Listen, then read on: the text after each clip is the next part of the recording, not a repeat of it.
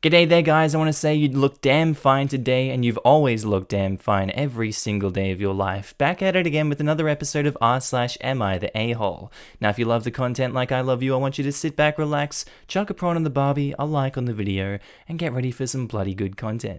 Posted by user, Am I the a-hole unique name? Titled, Am I the a-hole for wanting my son to have a unique name? I'm 8.5 months pregnant with my baby number 2. Baby 1 Dante was born in 2013 at 31 weeks, and we sadly lost him within a few days. Getting pregnant again has been incredibly difficult from both an emotional and medical standpoint. I was so scared to lose another baby that for years I refused to even try, and once we did, it took 2 years and a lot of medication. My second son is due towards the end of June, and my husband seems set on calling him first name Dante, last name, in memory of our first child. I told him no, I'm not comfortable with that, and I want him to have his own name where he won't feel like he's having to grow up as a replacement. Husband has threatened to walk out more than once over this, since it's always been his dream to have a son called Dante, and he feels like he never got that. We also have an adopted daughter called Danielle, and I don't want their names to be so similar. Am I the a-hole for refusing to budge on this? Edit. If we give our son the middle name Dante, that is what my husband wants to refer to him as, so it'd basically be his first name. I can see you're clearly very uncomfortable with this, and given the circumstances, OP, I don't blame you for refusing to budge on this. It would be a very uncomfortable thing to constantly be reminded of that, and your husband being so unwilling to accept that is a bit of a yikes from me, dog. I'd say you wouldn't be the a-hole for refusing to budge on this, and I don't blame you for it. No a-holes here. This is a sensitive situation, and I am so sorry for your loss. I don't have much advice because I can see the value of both sides. This baby is never going to replace Dante, but it is clear that your partner sees this as a way to keep that child present. I don't criticize the idea. It used to be traditional that subsequent children carried the name of the lost child. I understand wanting this child to not feel any pressure about the idea of being a replacement. However, regardless of the name, that will be how you raise and treat the baby. Not the a-hole, your husband is using incredibly flawed logic and digging in his heels.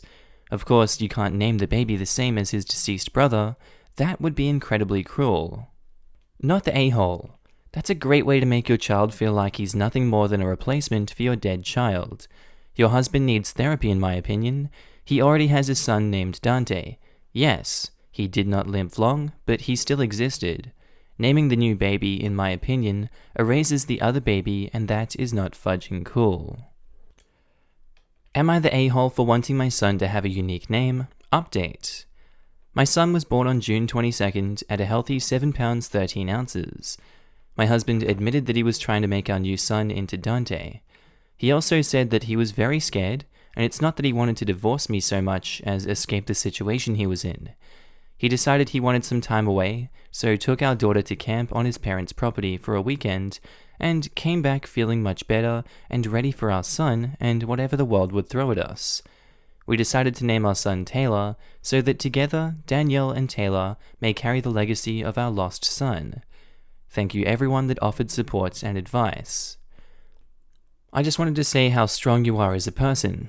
I've never had any kids, but I can't imagine how hard it was for you to have him go away for the weekend just after your new baby was born. It sounds like it was definitely the best thing for you and your family though. Stay strong and keep kicking ass. He went away last weekend. I went into labor and gave birth Monday. It was actually quite nice having a weekend to myself before the baby came. He left me with enough frozen meals to feed a small army, and I spent the weekend in pajamas, catching up on TV I've missed. I even managed to have some friends over in the garden for a mini baby shower and a name reveal party. I was initially thinking the same, that he took off leaving you with a newborn, even if he did take your daughter with him. But now it seems it was before baby, and it sounds like it worked out well. I would have loved for my husband to take our oldest away for the weekend before I had my second, and get my last alone time for a long time. Glad you enjoyed it. Dante, like Devil May Cry? Yep, Devil May Cry was the first game my husband ever played, and the name stuck with him. Surprised he didn't want to name his son Virgil. He did suggest it, but I vetoed it as I had an Uncle Virgil who was a bit... Is Taylor a unisex name? Yes, it is. Another commenter said it started out as a male name after the job Taylor, and in the 1900s, it started being used for girls. I've always preferred it as a boy's name though, and I think it's more common as a boy's name where we're from. My grandparents had a boy called Joseph, nicknamed him Joe. He died of leukemia. My grandma got pregnant and nicknamed the child Joe. After a couple years, they decided to literally get rid of him because it was so painful to see him and remembering little Joe. So he was sent to live with his grandma. You can't imagine the trauma of lost identity the former child carried until his death last year. It is good that your son has a different name. He will have a whole new identity for himself. Posted by user Cactus Lover Forever, titled, Would I be the a-hole for planting prickly bushes in my front yard to keep the neighbor's kids from my property? Throw away for obvious reasons. I moved into a detached townhouse a few months ago. It's a rental. I'm leasing it for a year with the option to extend that within a second year or possibly buy the house. My driveway is right next to the neighbor's. It's big enough to fit 2 regular-sized cars, and halfway down my driveway, there's a path leading around my house. On one side of the path is my house, on the other side, about 3 meters of the yard, is mine. Ever since I moved in, I've been having issues with the neighbors using my driveway for parking, turning their cars, storing their other stuff, playing, etc., etc. Asking them to stop using it and keep their items on their own property has not worked. So I placed a few large plants, installed a camera and a no trespassing sign, and that helped a bit. At least the cars are gone. The last few weeks with the stay-home advice, I've been working from home, but the neighbors' kids are making that really hard. They're about 5 and 7, boys, and they keep ringing my doorbell multiple times a day to ask if they can play with my dog, if I want to play with them, or anything else they can think of. I ask them to stop it so I can work, which of course didn't work. So I asked their parents, and was told boys will be boys, and they weren't going to do anything about it. Sad face.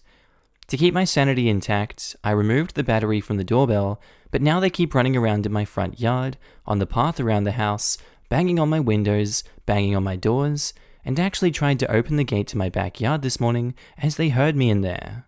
I once again asked them to stop, told them I will not be allowing them to play with the dog anymore at all if they keep this up, and they left, sending over their dad.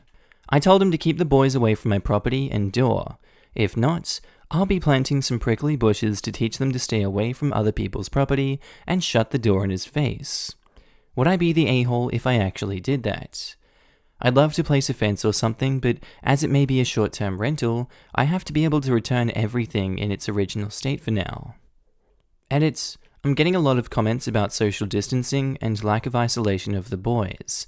I'm from the European Union, my country isn't on lockdown, and it's, or was, I'm not 100% sure anymore, advised to let small children play outside. I'd say you wouldn't be the a-hole if you installed prickly bushes like that. I can see where people would think, man, that's a bit messed up, you're intentionally trying to harm the kids. I'm sure the kids aren't going to go face planting their faces into prickly bushes. I feel like that's a bit of a stretch. I think they're just going to avoid them. It's like, ow, I touched a hot surface. I'm going to keep away from that now. So I don't think OP is the a-hole for doing that, especially given the current climate of the world. Not the a-hole. Their parents are lazy and sound like they just want to make you a free babysitter. Boys will be boys? Shake my damn head. I would straight up go and ring the parents' doorbell once every 30 minutes or so for an entire day. What do you want? Oh, I just wanted to say hi. And then walk away. Repeat over and over again until the parents get fed up. Oh, I'm sorry. Is it annoying to have your doorbell rung all day long? I would take a sick day just to commit. And knock on the windows and doors when they stop answering. Then run around their property, yelling and knocking on the sides. When the police come, you can tell them you thought it was a friendship ritual since they let their kids do it to you every day, all day long. You were just reciprocating with the best of intention. Not the a-hole. These parents are jerks. Be petty and install a motion sensor that sets off a sprinkler system. I'd love to, but I've been turning part of my driveway and front yard into a vegetable garden, meaning I'll be there quite often for the next few months, and don't want to get soaking wet myself every single time. Aren't there motion sensors you could enable and disable through an app or with a remote? Probably, but I'm 100% certain that within 1 week, I'd either misplace the remote, do something to kill the app, or something else to sabotage myself. How about a super soaker? Or water balloons? Every time they come over, soak 'em. Considering they're running around with water guns right now, spraying everyone that passes, it'd probably turn into more visits asking me to join them. Updates. Would I be the a-hole for planting prickly bushes in my front yard to keep the neighbors' kids from my property? About a week after my post, I planted a wall of blackberries and raspberries at the 2 sides of my garden facing the driveway, about 30 centimeters from the edge, so no overhanging branches. On the other side of the berry wall, I planted lots of stuff like strawberries and tomatoes. To reach the tomatoes and strawberries from the driveway, you either go through the fruit bushes or walk up to my house, walk about 2 meters along the side of the house into my windows, and then walk into my actual garden. Not something you do by mistake. For about 2 weeks, it was somewhat quiet, but I still found the kids on my driveway every single day. As far as I know, they did not enter the garden, and I hadn't noticed them walking around my house anymore, so I figured the bushes were working. About 1 week ago, berry season started, and my bushes are now full of raspberries, and there's lots of strawberries as well. The neighbors noticed. First, I caught the boys picking and eating raspberries, so I told them off and dropped them off at home. Told their mum I caught them stealing, that's how I see it even though it's fruit, and that I'd call the cops next time. She huffed and told me to grow up, but took the boys inside anyway.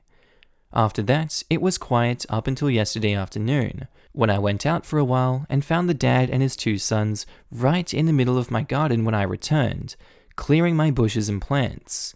I didn't even confront them, just called the cops from a distance as they hadn't noticed me yet, and started filming them after making the call. Luckily, 2 cops showed up after 10 minutes or so, and they confronted the neighbors as they were still picking berries. They told them they were trespassing and that the berry picking was in fact considered stealing and that I could press charges. For the first time, I noticed a bit of fear in my neighbor. He was having trouble finding his words and kept looking back at his house, I guess hoping his wife would show up to yell at the cops. They all went inside with the cops, so I just went home as well. After a while, the cops came by and asked me if I wanted to press charges. I asked them if they felt like they scared the neighbors enough to stay away. I got a small smile and yes about him, but the wife had just kept shouting at them and her husband about the little tramp living next door. I told them no for now, asked them if I'd be allowed to get an extra camera set up on the wall between my garden and the road to cover the entire front garden plus driveway. They said that's allowed as long as it's on my side of the wall. So now I'm getting an extra camera installed. One neighbor knows I'm done messing around, but his wife isn't there yet. And if I ever catch any of them again, the cops will be called and possible charges to follow. Alright, and our next post, we've already covered this one, so I'm just going to read the initial post, and I'll read the comments on the second update post. Posted by user Cupcake from Hell 11, titled, "Am I the a-hole for reporting my teacher over a very uncomfortable joke? I, female 20, have been in a bakery course since September, and every Wednesday we have an 8-hour hands-on class. The teacher, 50 male, is a very friendly man, but his sense of humor is kind of on the edge of acceptable. He'd been making sex jokes about me and some other girls in my class all year, but they were still kind of funny. Last week, he called me from the other side of the room, saying his friend sent him a video and it made him think of me as a joke. I approached him and he gets the video out. Everyone else was busy doing their thing. He showed me the video and skips through it. It was a lesbian orgy porn. I got super uncomfortable and froze. I couldn't do anything but chuckle in shock, so I laughed it off, didn't say anything about it, and went back to what I was doing. I know I should have said something then, but I just couldn't. It's been making me lose sleep since last week. I feel grossed out, objectified, and my self-worth has plummeted.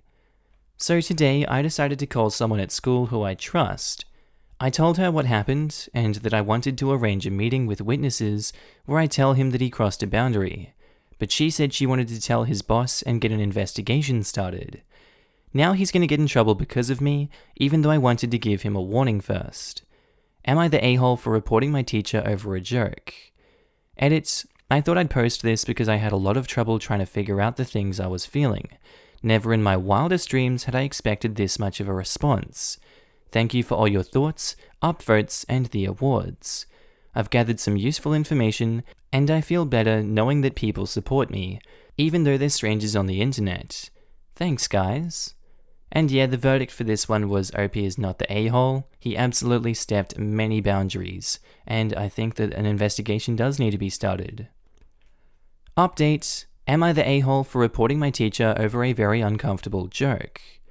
I'm sorry for the late update, I was busy with work. We are now a few weeks after I reported him. Last week I had my first class with the teacher. I have to do an exam about chocolate for him now. School did jack crap. They talked to him once, and he's acting like he didn't do anything wrong. He won't talk to me. He's bitter towards people that stand with me. At least I only have 2 more classes, and then my end examination. I feel like crap. I don't know what will happen to my grades, and the grades from the day he showed me the video have yet to be posted online, so I have no idea whether he is grading objectively or not. Thanks for all your advice on my post a few weeks ago. It really helped me through all this crap. What he did wasn't a joke, doesn't matter if he knows this himself or not. It was not okay. I know this now, and I take confidence out of that fact. Anyways, I'm off to make some praline chocolates. Thanks again, people of Reddit. Love you. I'm so sorry the school did nothing and that you have to deal with this. Unfortunately, I'm also not surprised. Any chance you'd put up a public post about the school? Seems like it's the only way to get anything done about this sort of behavior. Plus, I know I wouldn't want to sign up for a class with someone like that. Best of luck with your exams. I kind of understand the reasoning. It's only a couple more classes, and bringing in another teacher at this point might make things difficult for my classmates, so I'm not going to make any more of a fuss about it. But next year, I'm definitely going to another school to follow a chocolate and ice cream making course. Is your school included on any of those Rate My Teacher type websites? Potential future students would be interested in your experience, and you may save someone else from going through what you are currently. I had a similar experience with a mixology teacher, and I never went back for a few add-on classes I'd paid for because of it. If I'd known the teacher was a creep beforehand, I would have chosen a different school. Unfortunately not. It's not really a thing here where I live. That really sucks. Good for you for standing up for yourself, and don't let this experience stop you from continuing to do so in the future. Unfortunately, the culinary industry still has a lot of toxic masculinity fueling it, so this likely won't be the last time you encounter a creep. Next time, call him out very loudly in front of everyone and publicly shame their behavior. That's what worked for the female chefs and bakers I've worked with. Don't take that crap, run that crap. Would your parents be of any help? The school's hoping you'll just let it slide, but if your parents hear about it and start in on them, it'll be way harder for them to ignore. I totally get wanting to get past it, but if nothing happens, I doubt you'll be the last girl he does this to. The nuclear route is posting it on their Facebook page or some kind of public forum, but I definitely get not wanting to do that. Too bad my parents can't do anything about it since I'm an adult, but I'm definitely going to file another complaint with the principal himself after I've graduated. For now, I just want to get through my exams and get my degree so I can go do something else. I'm a professor. What you need to do is find out who the school's Title IX coordinator is and file an official Title IX complaint. If you want to contact me privately to give me the name of the school, I'd be happy to help you figure out who the Title IX coordinator is. You're being retaliated against for reporting sexual harassment, and the school is failing to meet their obligations. None of this is remotely okay. Posted by user Close Cousins, titled, Am I the a-hole for telling my wife that I think it's wrong to make our 13-year-old hang out with her same-aged cousin? So my wife has 2 sisters and is close to both. Their mum died when they were young, so they bonded over the loss and became very close. We have 2 kids, Chris, 16 male, and Kaylee, 13 female. My wife's older sister also has 2 kids, Owen 17 male and Emma 16 female. They live about 5 minutes from us and our kids attend the same school. They've always hung out as a group of 3. My Chris and their Emma are a week apart in age, and Owen is only a little over a year older, so they grew up together and used to call themselves triplets. They're still quite close. My wife's younger sister has a daughter, Gia, who is 3 months older than mine. The younger sister always made comments when our girls were babies about how she can't wait until they're the ages of the big kids, meaning Chris, Owen, and Emma, because they'll be just as close. The problem is that Haley doesn't like hanging out with Gia, and it's becoming more obvious as they get older that they are 2 different people. Kaylee likes soccer and video games. Gia isn't allowed to play video games and isn't interested in sports. Kaylee is a social butterfly, and Gia is a homebody. All of this was manageable, but Gia also has some more immature interest. She still enjoys playing with dolls and engages in pretend play. For example, when Kaylee goes over to their house to sleep over, she says Gia likes playing school or mummies. Playing school means they set up all of the different stuffed animals and pretend to teach them. Mummies is when they play with the baby dolls and pretend to be mummies. I have nothing against pretend play, and I think it's nice that Gia doesn't feel pressured to grow up too fast, but it's clear that Kaylee and her are on different wavelengths. Now that things are opening back up, Gia's mum said she can't wait to have Kaylee over. Kaylee said she doesn't want to sleep over at Gia's. She said she'll still interact with Gia at family events, but doesn't want to sleep over there anymore or go over to play. This upset my wife a lot. She said Kaylee doesn't get a say. Later that night, I told my wife I sided with Kaylee. I don't think she should be forced to hang out with Gia. My wife flipped and said that I'm an only child, so I will never understand her family values and how this isn't up for discussion. I told her that wasn't fair. Kaylee should get a say, and she said that you don't get a say when it comes to family. We argued for a while before I told her that we would be having this discussion later, and she didn't talk to me for the rest of the night. Was I the a-hole? I haven't brought it up again, but plan to unless I am totally in the wrong. Edit. I thought I made this clear, but we'll say it again because of the comments I am getting. Kaylee is not interested in hanging out with Gia other than for full family events. For example, we normally have dinner with my wife's sister and dad every Sunday. Kaylee is fine with hanging out with Gia then, but doesn't want to beyond that. Additional info. Other than her immature interest, Gia is a normal 13-year-old girl. Edit. Gia does cry when she doesn't get her way, and that's another reason Kaylee is no longer enjoying playing with her cousin. I wouldn't say it's a tantrum behavior. Her mum and my wife think it's just hormones and normal, but she locks herself in the bathroom until she pulls herself together. I should have mentioned that earlier, but my wife and her sisters think it's normal teen girl stuff. Edit. Sorry for so many edits. Just trying to paint a clearer picture. Last summer, Gia and Kaylee hung out about 4 to 5 days a week.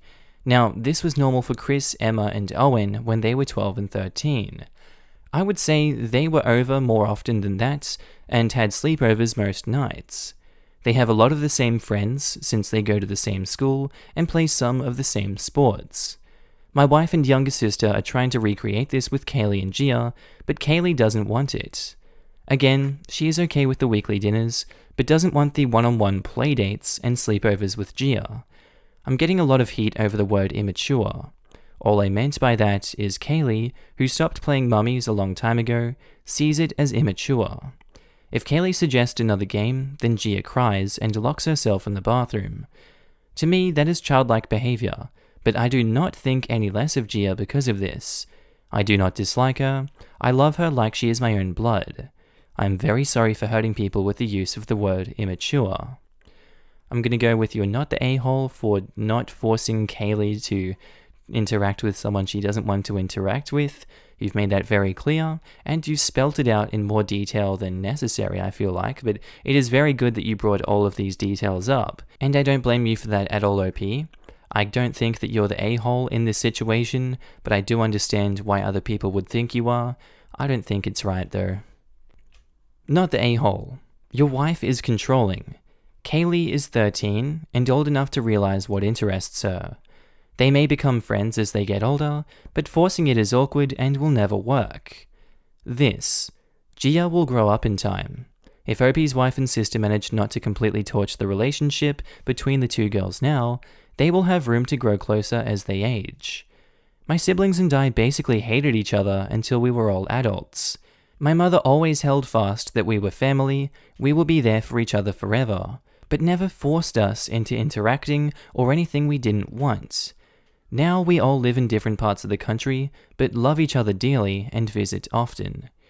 Opie's wife can teach Kaylee that Gia will be a lifelong sister to her, someone she can count on to always be there for her without forcing her to sleep over or even be particularly close with her during their teen years. Grandma always said that family has each other's back, but we don't have to be best friends. Mine always said, they're your family, you love them, yes, but you're not obligated to like them. Yup, my mom always said, family isn't the journey, it's the starting point and destination and all the stops in between. Anybody can hop in and out of the car whenever they liked. We were all heading to the same place. So, it's a bit grim if you put it like that. Update. Am I the a-hole for telling my wife that I don't think it is right to force our daughter to hang out with her same-aged cousin? Update. I talked to my wife about everything, and she agreed she overreacted. She said that after her mum died, she felt like it was her job to hold the family together. She is the middle child, so she felt like she was the link between her two sisters. Their dad stressed to them how much they needed to stick together, and that is where the weekly family dinners started. It was a way to bring everyone together. When my wife got pregnant with our son Chris, at the same time her older sister got pregnant with her daughter Emma, my wife said it felt like fate, especially since her older sister's son Owen would only be a little more than a year old than both kids. My wife said watching all three of them bond like they did made her proud, because she knew it is what her mum would want. Even now the kids are close. My son slept over their house last night. They play some school sports together, have classes together, share some friends, and sit at the same lunch table. When we found out we were having Kaylee only a few months after Gia was born, my wife and her sister imagined the girls growing up together the same way the older three did. For a while, they did, but now they are growing apart. It has been hard on both my wife and her younger sister. When the older three were in middle school, they hung out every day in the summer, but that was by choice and usually with a larger common friend group. I explained to my wife that this is different because we would be forcing Kaylee to miss out on time with her friends to spend with her cousin multiple times a week, even though they have virtually nothing in common. My wife apologized to Kaylee and talked to her sister about giving the girls some time apart. We will still see them once a week for Sunday dinners, but we aren't going to force it. My wife's sister was upset because Kaylee is Gia's only friend, but said she will just have to spend more time with Gia to make her feel special. My wife and I feel bad, but we want to make sure our daughter knows that she has the right to say no and have that be respected if she isn't comfortable with the situation, even when it's family. I'm glad your wife has come around. It's important to show your daughter her wants are important as well. Hearing your wife say she doesn't get a say in your original post made me so angry.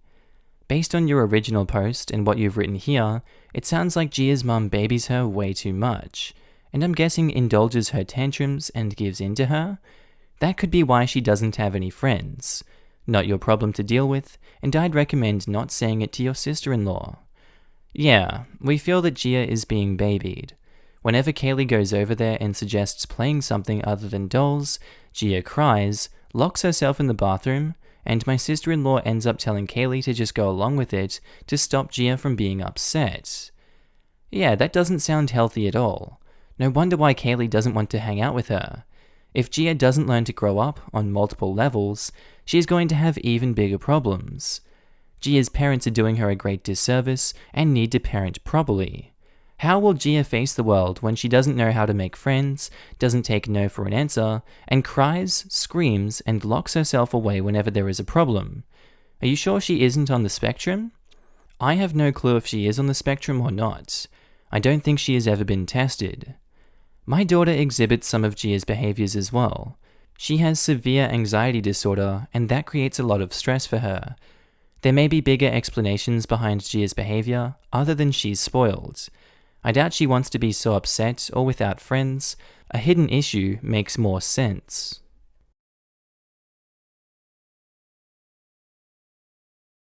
Am I the a-hole for quote-unquote ruining my kid's life after she ruined a dress? X, 31, and I, male 32, had a C, F, 16, way too young. We're friendly co-parents. One big rule we share is if our daughter breaks something, that she pays for it. Now, Sis, 27, and I are the only grandkids. Aunt never married. Instead, she worked with Grandma and Grandpa at their seamstress store and took it over when they retired. Sis's girlfriend, 29, proposed last year. Grandpa offered to make future sister-in-law a custom suit, which she was over the moon about. Grandma had me ask Sis what her dream dress was and record the conversation. Sis, thinking it was just between us, told me in great detail what her dream dress was, though said it was way too expensive, so she would get something much cheaper. Well, a few months later, Grandma surprised Sis with her dream wedding dress. It fit perfectly and everyone cried. Sadly, Grandma recently passed away, which hit us all hard.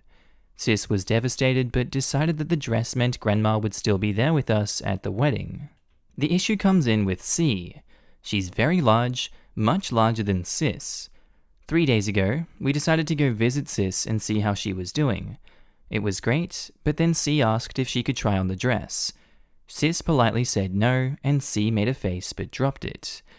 Later, we decided to go grab dinner. Sis and I went to pick up our orders, but C decided to stay and play with Sis's dog. We got back, and the dress was destroyed. C had apparently tried to get it on, popping some seams, and got stuck. Instead of waiting for help, she cut her way out. The dress was hacked to bits. Sis was devastated and asked us to leave. I grounded C and called Aunt with some pictures, asking if it could be saved. She said there was no way. She said she'd make a new one, but it wasn't the same. Then she dropped the bomb on me. Grandma had hand-sewed most of the dress, used super expensive fabric, and put almost 500 hours in making that dress, since it was the only family wedding that we would have. In total, the dress cost $12,000, give or take. C has about $15,000 saved from various jobs, as well as winning writing competitions. This was supposed to help her in college. I took her to the bank and set in motion transferring all the funds, since as her parent, I still have control over it. $12,000 to Aunt to pay for the new dress, $3,000 to my sister's wedding as an emotional distress tax. I explained exactly why this was happening to C, but she sobbed the entire time, asking what was she supposed to do for college and saying it wasn't her fault. I told her she could get a job if she didn't get a scholarship, and it was her fault for trying on the dress after she'd been told no, and for not waiting until we got back. A few popped seams could have been fixed, hacking the dress to pieces couldn't. C told X, and while she agrees C was in the wrong after the full story, said I shouldn't have ruined her future for a free dress. I reminded her of our rule, and she still thinks I'm wrong. So, am I the a-hole here? Edit, since people are mentioning they don't understand the 3,000, that was to make up to my sister that C destroyed the last gift our dead grandma ever gave her. I consider that part of the price of destroying the dress, since even if Aunt remakes it, it's lost a great deal of its sentimental value. I pointed out how young we had her because I wanted to explain how a 31-year-old has a 16-year-old kid. I do not resent having her, she's the best thing I've ever done. I also brought up C's size because Sis has Crohn's disease and thus is very tiny. The dress was made for her size, and C is much larger than Sis. I love C as she is, but just holding the dress up, it was clear it wouldn't fit. The character count is very limiting. Edit 2, to clarify, the money was C's have fun at college money, not her college fund. My ex and I are paying for whatever scholarships don't. When she was asking what she would do for college, she was asking what would she do for fun and to buy things that we didn't pay for. Again, the character count is very limiting, so I had to cut details to post. Edit 3, so I got off the phone with my ex about 20 minutes ago.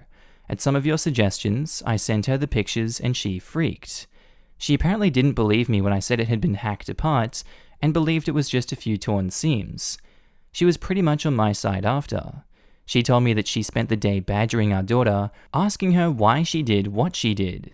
And finally, C cracked and said she was mad that Grandma wasn't alive to make her a dress, and that it was unfair my sister got a free beautiful dress as a reminder when my daughter got nothing, despite the many things she was given after the funeral. She tried it on, took it off when the seams popped, and then in anger hacked it apart. If she couldn't have a dress from Grandma, no one could. Her own words. Honestly, knowing she did it on purpose has just made things worse. The fact that she could be so cruel, that's not the daughter we tried to raise. She will be going to therapy, whether that's in person when local therapists start taking new clients again, or one of those apps people have mentioned. We need to talk about it more. Her punishment stands as is though, we're going to see how therapy goes.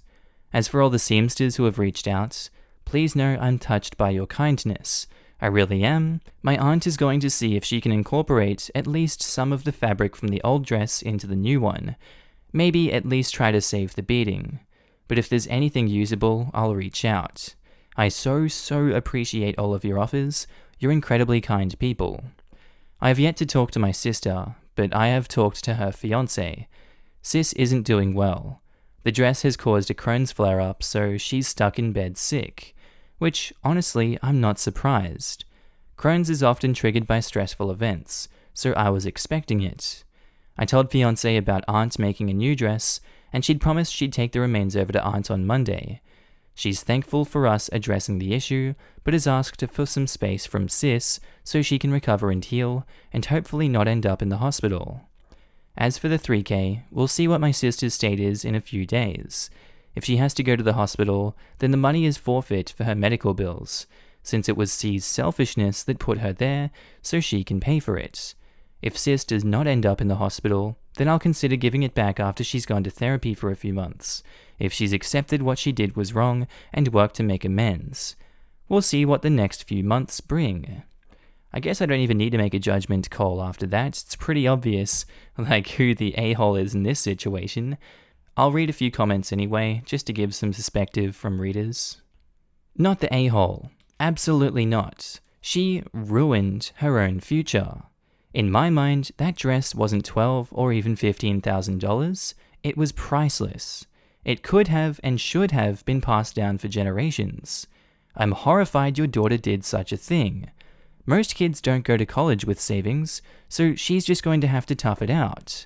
I hope she looks back one day and realizes the payment she made was severely short. I am so sorry this has happened to your family.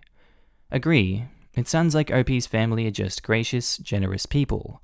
I wouldn't blame any bride who demands compensation for a ruined wedding dress, let alone one that was custom made by a now deceased family member. OP, you didn't ruin your daughter's future. $15,000 doesn't go that far in college. She's young, and she'll make that money back again.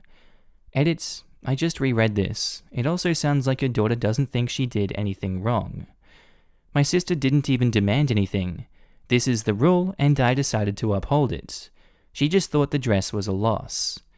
Hey OP, since the original dress was hacked but meant so much, hit me up.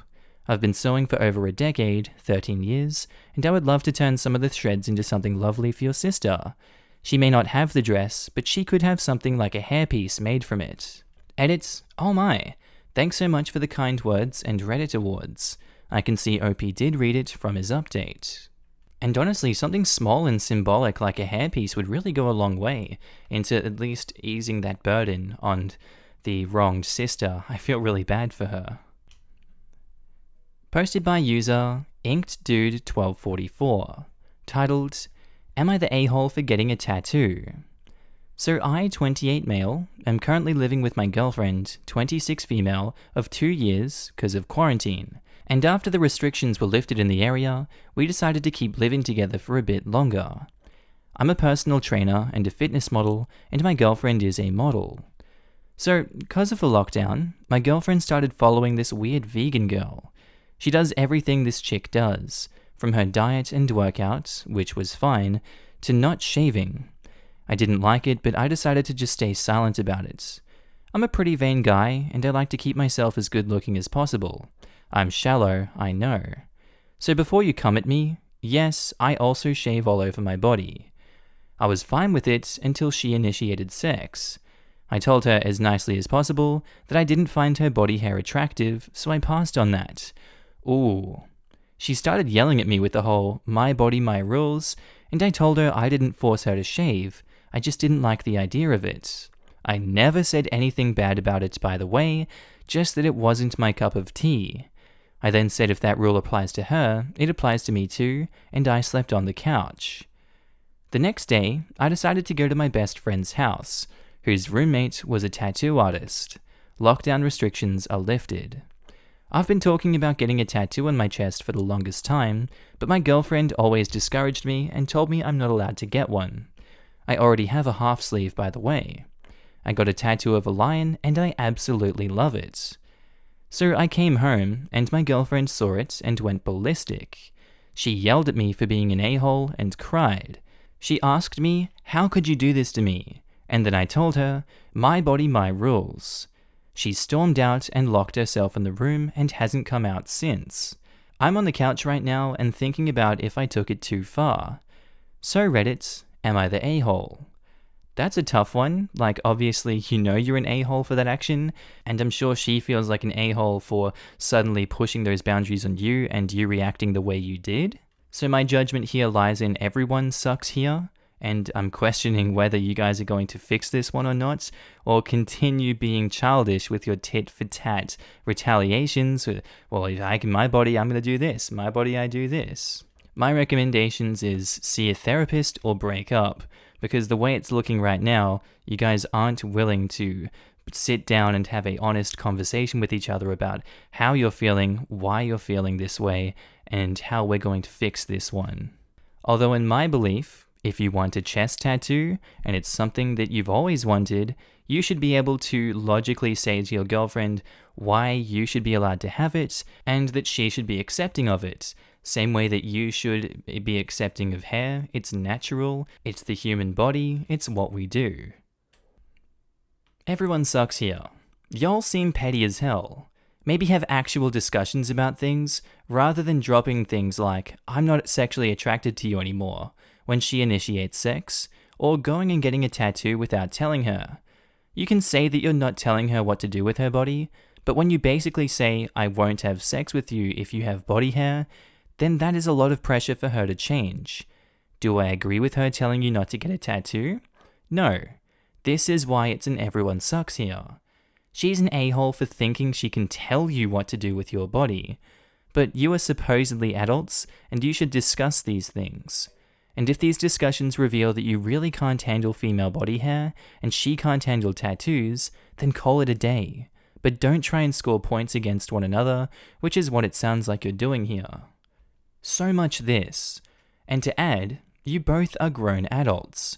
Try at least to live as some, and solve your problems like adults. Talk, and much more importantly, listen to each other. The difference in your choices is, she can, if she wants, shave. Your removal is way more complicated and expensive, and of course your choice is childish. I'm pretty sure you know it. So maybe give her time to cool off, and then initiate talking to each other and keep it open. Because if you go that ballistic over small things, it's better for you both to separate. Everyone sucks here, grow up. And in regards to, and of course, your choice is childish, I'm pretty sure you know it, why is choosing to get a second tattoo, which he's wanted for ages, a childish choice? The only way it would be an issue is if he used her money for it. In terms of the tattoo, the only childish thing is her telling him he's not allowed to get one and saying, "How could you do this to me?" Seeing as it didn't do anything to her. I think by calling it childish, they're pointing out that mirroring her rhetoric, "my body, my choice," when skipping shaving is temporary and easily reversible, and tattoos are permanent and difficult to undo, is minimizing her point by applying it to a substantially different situation, and in a way, turning a disagreement more contentious. I overall agree with your point though. She's out of line for thinking his tattoo was doing something to her and not allowed. I suppose you're right, but I imagine he got fed up with her not allowing it, and this incident was the last straw. It's not like it was a spur of the moment thing, he's wanted one for a long time. And my opinion of this one, it really just doesn't sound like these two are a good fit for each other. That's just based off what he said, and that's a skewed perspective. But as we always see here, when someone shows you their true self, you believe them. Posted by user, another wedding post, titled, "Am I the a-hole for not allowing my friend to bring her service animal, guide dog, to my wedding? I, 28 female, will be getting married in September. I have a blind friend who mostly relies on her guide dog. The dog obviously has access rights to all places. Now, I'm in a sticky situation, and I can sense that I will be the a-hole. I have 3 chronic illnesses that I take 23 pills a day for, severe asthma, and, you guessed it, an extremely severe dog allergy. Usually, when I meet with my friends, we meet in the open, and I take 2 allergy pills. However, because of all the other medication I take, these pills make me extremely drowsy to the point where I am officially not allowed to drive, and I usually crash as soon as I get home from our get-togethers. Our wedding will be very intimate, i.e., we will be in relatively small rooms. I feel horrible about this, but I don't think I can let my friend bring her dog. It just wouldn't work. I talked about it with my fiancé and some friends. Finally, I talked to my friend about it, explained the situation, and said I would love her to come, but she can't bring her dog. I said that 4 of our mutual friends had offered to be on roster and assist her should she need it. Alternatively, if she's not comfortable with this, she could bring a person of her choosing to the wedding, or I'd pay for a professional aid for the day. I think it's important to note that her dog is not for any additional issues like seizures or anything like that. Unfortunately, she was less than happy with my suggestions. She accused me of being ableist and thinking her disability can be switched off for the day. I understand what I asked was a lot, and it is a difficult topic. I told her to tell me if she changes her mind, and I'd be happy to make arrangements, but I won't budge. Alright, OP, I'ma say, you're not the a-hole in this situation. I'd say it's perfectly valid for you to stand your ground. Yes, she's blind, and it can be seen as ableist saying, hey, having your dog in this small enclosed space here is going to put me on the edge of death in some circumstances, and I'd rather not go through that on my wedding day of all days. I'm sure that could be taken as insensitive, but she has given her so many different options on the wedding day of other people that will help and not trigger these reactions to the dog as she already has been. So I would say that the friend is the a-hole for trying to force the dog into the closed environment and ruining the day for OP with her already fragile health conditions. I'm sorry, but OP is not the a-hole. No a-holes here. I was so ready to label you an a-hole after reading the title, but I think you have extenuating circumstances for not wanting a service dog or any other dog at your wedding. I can also understand why your friend would be upset. This probably isn't the first time someone has tried to stop her from bringing her service dog somewhere. I feel the same way. OP may have to just accept the fact that their friend won't attend without their dog, and so won't be able to attend the wedding. On the other hand, the friend does know that OP has a severe allergy, and the pills make her extremely sleepy. I find it a bit inconsiderate of the friend, because both friend and OP can't turn off their disability and health issues off for one day, and OP tried to find a solution, even offering to pay. However, I also understand that it was unpleasant for the friend to hear that, because they probably get that a lot from people who don't understand that their disability isn't something they can turn off. OP is fully aware that it can't be turned off, considering she offered the friend a bunch of alternative options besides bringing her dog.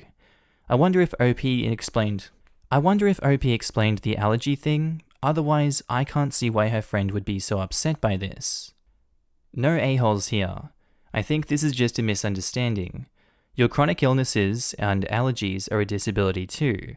I can understand why your friend would be opposed to going out without a guide she is used to, and I also get that you wouldn't want to be asleep or severely drowsy on your wedding day. I would talk to your friend more and see if any of the solutions you mentioned could work, or see if either of you could come up with more options. I feel bad for both you and your friend. This is a difficult situation. Definitely agree with all your points here. The one thing I take issue with from the friend though is her accusation that OP is ableist. I understand that that can come from a place of frustration, but it's unfair to say it regardless, because in this situation, it's completely untrue. Yes, I totally agree. I want to believe that it was said in the heat of the moment, and that she will change her mind when she cools down. But if she genuinely believes that, she would be completely wrong. Definitely agree. I've seen several posts lately detailing events where a friend has called an OP ableist when it's not the case. So I'm definitely a bit more sensitive to it right now than I normally would be. Main reason that particular bit caught my eye. Posted by user throwaway16180339887. Titled, Am I the a-hole for not splitting inheritance with my disowned brother? When I was a college freshman and my brother was a sophomore, he came out as gay, counting on the fact that, for the time, our parents seemed relatively liberal and modern. Well, they were not. They became cold and distant, started engaging only in small talk with him around, and invited him at home only for Christmas and Easter, asking him to not make a big deal out of it with the entire family. He finally decided to confront them over dinner, and they started shouting that he was ungrateful, he wanted to humiliate them in front of anyone, and he left crying. After that, my parents and siblings started behaving like he disappeared for no reason. Anytime me or a cousin would bring up the fact, my parents and their siblings would just pretend he left for no reason, or saying platitudes about forgetting the past without any actual effort to reach out to him or apologize. He is very smart, and right after graduation, found a job as quant in an American multinational company. They recognized his talent, and after a few years, they paid for an MBA in the US. I took a totally different path in life, and now I stayed in academia. It's a job I love, but the salary is quite different. I married the love of my life and had 3 wonderful daughters, whilst my brother and his fiancée are happily child-free. Anyway, here comes the issue. My parents died a few weeks ago and left everything, which sums up to their nice suburb house and holiday home in a nice coastal city, to me. It is not huge money, but enough to pay for my daughter's university if they want to study abroad, which I highly encouraged since, as an insider, I can tell my country public universities are degrading. My brother did not want to come to the funeral, understandably, but I texted him, "When you pass by, feel free to pick up anything you want from our parents' house so we can sell it." He was taken aback, since he took for granted that we split the inheritance. I was taken aback as well, because I never considered that someone who owns 3 houses in New York and 1 in Prague, someone who flies to Chamonix every winter and to Brazil every summer, would start fighting over an inheritance. You'd be surprised what money does to people. He accused me of taking advantage of our parents' bigotry and to pose as a progressive until it does not cost me a dime. I explained it was simply because I need the money to pay for my daughter's education, but I would be happy to give him anything left once they graduate. He then replied that how I paid for my offspring's education was none of his concern. I replied that if he had to be like that, then our parents' decisions are not of my concern. His significant other, whomst I have a very good relationship with him, called me today, saying that he agreed with me about the money, but when I said that I did not care about my parents' decision, my brother took it as, "I don't care they disowned you," and he was deeply hurt by that. I tried to call to apologize, but he won't return my calls. Am I the a-hole here? Edit. Since so many people think I had no relationship with him and I sided with my parents, it's not the case. I kept in touch with him, and up to now we had a very good relationship. We tried to see each other as much as possible. We live in different continents, and we called about once a week. Me and my cousins had big fights with my parents about the way they treated him. I had almost no relationship with my parents because, apart from being homophobic a-holes, they were also very difficult people to be around, and my wife could not suffer them. Edit 2, his fiancée just called me again. He talked my brother out of contacting lawyers, but he is still very ticked. I told Kevin, his fiancée, I understand and I was willing to apologize and discuss this through. I am waiting for a response. Yeah, this is a hard one here. I'd say everyone kind of sucks in this situation. I was saying that OP didn't really suck until it got to this inheritance part, and money changes people. OP could have split the inheritance with him and called it that, but but I also see that this is an easy way for OP to secure a future for his kids and get them through college when they need it and get a good education. I also see the hurt that the brother is going through with years of this bigotry just being put on him by his parents. I don't really think that there is a good solution to this one besides getting in contact and hashing it out like they have. The way it stands now, everyone is the a-hole, but I'm glad that OP is going to bridge that gap and contact him. Everyone sucks here, but I think you already knew that. Your brother 100% was not entitled to go to their funeral. Your parents were homophobic and put him down all his life, and obviously stopped giving a crap about him, and it should be on you to make sure he is still given his inheritance. However, as you said, he seems very well off, and from what we know from your post, he doesn't have children he needs to worry about right now. Not saying he automatically deserves it less, but he could probably live without it. To be honest, this seems like a huge misunderstanding, and I completely understand why your brother is so shaken up about it. He was hoping that his parents would show an ounce of love for him that he never had gotten from them, and now he never will. I'm sure it's extremely heartbreaking for him, but you didn't see that side and were only thinking of your kids' futures, as you rightfully should be. I know now you see the error and have tried to apologize, but the best thing you can do is give it time. His husband explained to you the issue, and I'm sure you explained how you misunderstood and how sorry you were, and I'm sure those words will reach your brothers soon. Give him time to process his emotions and grieving, but also make sure he knows your intention was not to hurt his feelings and you were ignorant to the situation. When apologies are done and over, sit down and have an honest discussion with your brother about how you need this money for your kids' futures, and maybe you both can come to an agreement where you both can get what you need. Good luck to you, my friend. Precisely. Personally, I would think that the right thing to do in this situation would be divide the inheritance up as if your brother had not been disowned. If not 50-50, then perhaps 1/5 and 4/5, with the grandkids each getting a share. Why? It's not OP's role or responsibility to compensate for the crappy parenting their parents gave to OP's brother. Even if there was no homophobia involved, what if they left everything to OP? Would you still be telling OP to split it with his brother? I think you're being way too much of a saint, my friend, and that is always easy to do when giving advice to someone else. But when you need the money and your kids can benefit from it, you take what you get. It is not like OP manipulated his parents for that money either. This sub isn't about legal responsibility. He can keep all the money if he wants, but he would still be an a-hole for doing so. And yes, it's even worse since the brother was disowned for being gay. The moral thing would be to include him. Damn, the comments is so split. There's heaps of people saying you're the a-hole, saying not the a-hole, everyone sucks here, no a-holes here. Damn, this is wild. Posted by user GymNerd813, titled, Am I the a-hole for refusing to give my parents money? I'm a 19-year-old female with 6 older siblings. My parents spent most of my childhood spending money they didn't have on my siblings, so by the time I hit my teenage years, I realized I was probably going to have to fend for myself financially when I turn 18. I started babysitting and doing odd jobs around my neighborhood when I was 14, and eventually got part-time jobs during the school year. By the time I was 16, I was working 3 jobs in the summer and 2 in addition to school. When my parents told me they couldn't pay for college, I'd already earned enough, along with scholarships, to be able to put myself through a college and have plenty left over. I've continued to work during the school year and have been able to make money during quarantine by tutoring online. The issue began a few months ago when my eldest sister, 29 female, got married. My parents spent 30 grand on her wedding, taking out a second mortgage to do so. To make matters worse, my dad was furloughed 6 days after the wedding. They'd effectively dug themselves into a hole they couldn't get out of.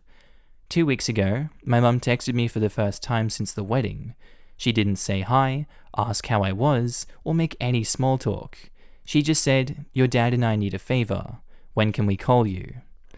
I'd expected this. None of my elder siblings are doing well financially, and they've exhausted all other loan options, both from family and the bank. I figured they'd text me, ask me to loan them a few thousand, and promise to pay it back when they could figure things out. I was absolutely willing to pitch in a few thousand, and had even considered giving them some of my tutoring jobs so they could make some extra cash. I was not, however, expecting them to demand I give them all the money, close to $40,000, I'd made from the ages of 14 to 18. The exact statement my mum had made was, "You made that money under our roof. We were the ones who allowed you to work, so you only have it because of us anyway. We bought you food and clothes for 18 years. That money is only a fraction of what you owe us," and so on. I said that food, clothes, and shelter were the very minimum. It's what they signed up for when they choose to become parents. I didn't ask for any of it, etc. They responded by telling me that if it wasn't for them, I wouldn't have the life I have today. I said they were being ridiculous and hung up. Since that day, both, along with the two of my siblings, have continually hounded me about giving them what is rightfully theirs. My siblings, who have never been asked to give them money, are still professing that it's my job as their kid to take care of them. I told them they wouldn't see a cent of my hard-earned money and have no right to make such a request. I'm torn.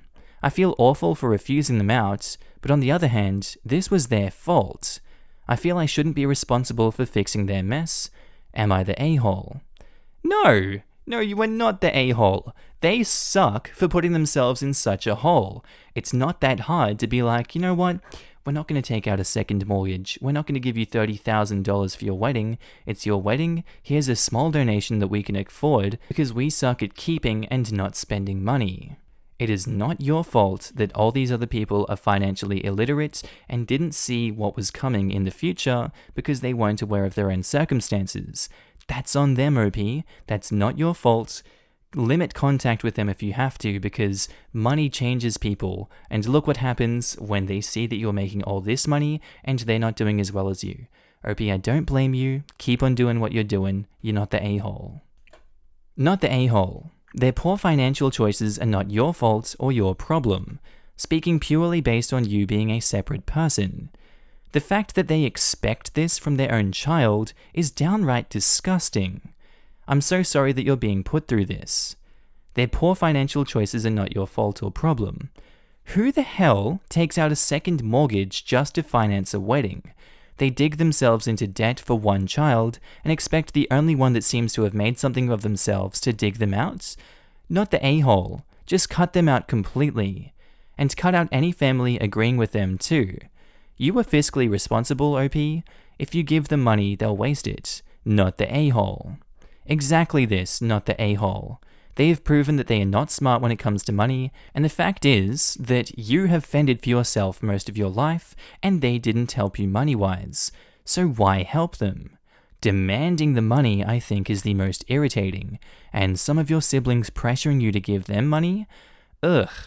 If they want their parents to have money so bad, why don't they give them money themselves instead of asking you? Right? If anyone owes them, it's the sibling who just got married. Maybe OP can help her parents out, but it can't be all on her. The unfair entitlement here is mind-boggling. Okay, first off, even if they had gone above and beyond for you in your childhood, and also paid your way through college, you wouldn't be the a-hole for refusing to give them money. Parents caring for their kids financially is what parents do.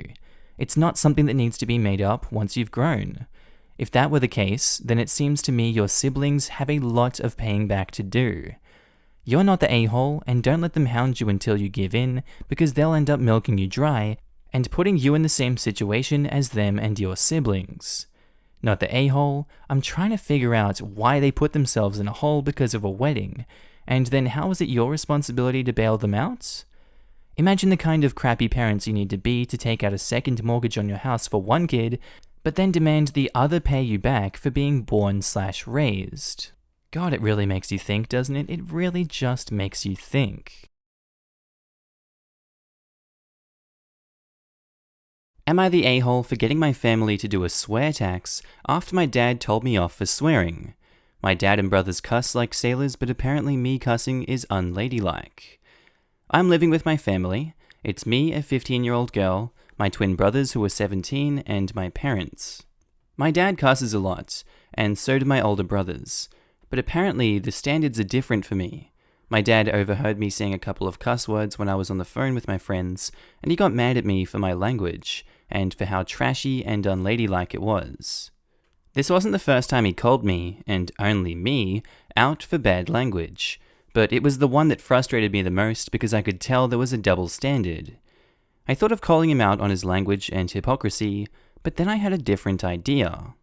I said that yeah, it was a bad habit I was forming and didn't want to make a pattern, because if I got in the habit of cussing a lot, that wouldn't make me come off well when I start getting jobs or going to college. And as I was growing up, I wanted to learn how to speak respectfully and intelligently. But it was hard to keep from bad habits when I heard him and my brothers having potty mouth syndrome so often. They're setting a bad example whether they realize it or not, so I wanted to work on things for myself, but also together as a family. I suggested we make a swear tax, where if anyone swears in front of anyone else who's participating, they give $1 to each person who heard them. I'd want that rule for myself because it would keep me accountable, and I'd really like it if my family joined me for it. So, my dad said he'd join, and so would my mum. They got my brothers to be a part of it too. They didn't really have a choice. My parents decided to make it a rule. I know it's kinda petty, but I wanted to make the point that my dad and brothers swear a lot, and I almost never do. In the few months we've had the rule, I've gotten about $250 from hearing my dad and brothers cuss, and have not sworn once. It's kinda making my brothers angry because they often cuss when they're mad, and I ask them for money. So they get madder and cuss more, so I get more money until they shut up. My dad actually got mad at me too. He was having some drinks, calling his brother and talking, and I came over after and asked for $18. He actually said he wouldn't give me that much and that there should be a cutoff. He gave me $5, which sends a weird message. Like, swearing is bad? Unless you want to swear a lot, then it's cool? I feel I've made my point already, so really now I'm just continuing to want the family to learn not to cuss for the money, and it's really making my brothers mad. Am I the a-hole for having the idea of the family swear tax after my dad got angry at me for swearing? I did it because I know I swear the least out of my family, but I was the only one getting in trouble for it. Gonna say that you're not the a-hole? That is a disgusting double standard to have in the family? And while I understand they want the best for you, the way they're going about it is not the best. And I suggest you either double down on this or just leave it and continue on with your own life. It's really up to whatever you want to do with your life, OP. Not the a-hole. They agreed to it, they have to play by the rules. Amazing how OP made them literally pay for their hypocrisy and sexist view on her swearing. It's a good lesson. Too bad they apparently aren't learning it. Hopefully the brothers will. They have more of a chance of learning than the dad because they're still kids. But I doubt the brothers gave a crap about her swearing in the first place though. Not the a-hole. That was actually a genius way to handle the situation. I would have been petty and angry and would just swear more, especially after the unladylike comment. I'd just reply to every swear word they say with one of my own. If no one is swearing, make 'em up. Use weird, old TV swear words like smeg. I despise the double standard for this, so tell them off however you like, not the a-hole. Posted by user, Am I the a-hole thrown away? Titled, Am I the a-hole for kicking out my daughter after she tried to send my cat to the shelter? The relevant backstory. I have two daughters, one is 21 and in college, the other is 26, and because of a lot of factors, finds herself pregnant, divorcing her husband, and needing to live in our house for the foreseeable future. And I am happily married to their mother. The other notable character is my cat Lieutenant. We call her Loot. I found Loot in a dumpster almost 10 years ago when she was only a week old. Got her to the vet, and she's been my best buddy for the last decade. She's now my grumpy old little shadow whenever I'm home. So yesterday I came home from work, and I hear my eldest daughter calling me from the kitchen. My wife and eldest then tell me that Loot is getting old, Dad, and with the baby coming, we didn't think it was safe to keep an old grouchy cat around an infant. So we made the decision today to send Loot to a shelter so that she can find a family that is more in line with what she needs. I told them both they were way out of line. Not in so many words, and we would talk when we get back. I'd drive to the closest shelter, find Loot, prove ownership, pay the $100 fee to get her back, and take her home. So here's the drama part. When I get home, I call a family meeting and tell my eldest she doesn't get to make decisions about my pets without consulting me. Loot only wants to be left alone, And even if it came to it, I would rather exhaust all my options before putting Loot through life at a shelter. My eldest began arguing with me that Loot would be a liability around an infant, and she's unpredictable. Untrue, she's either asleep, sitting on her cat tree, or eating. At that point, I saw red and told her that my cat is well trained, and dared her to come up with one instance of Loot even scratching someone, which she couldn't, but kept insisting that old cats are inherently dangerous for kids. I then told her that she had 1 month to get a new place to live, as she clearly doesn't respect me or my things, and that if Loot so much as lost a whisker, I would hold her personally responsible. My wife and younger daughter are now begging me to change my mind, as with my eldest's current financial condition, I would probably be condemning her to homelessness, and that my daughter should come before a cat.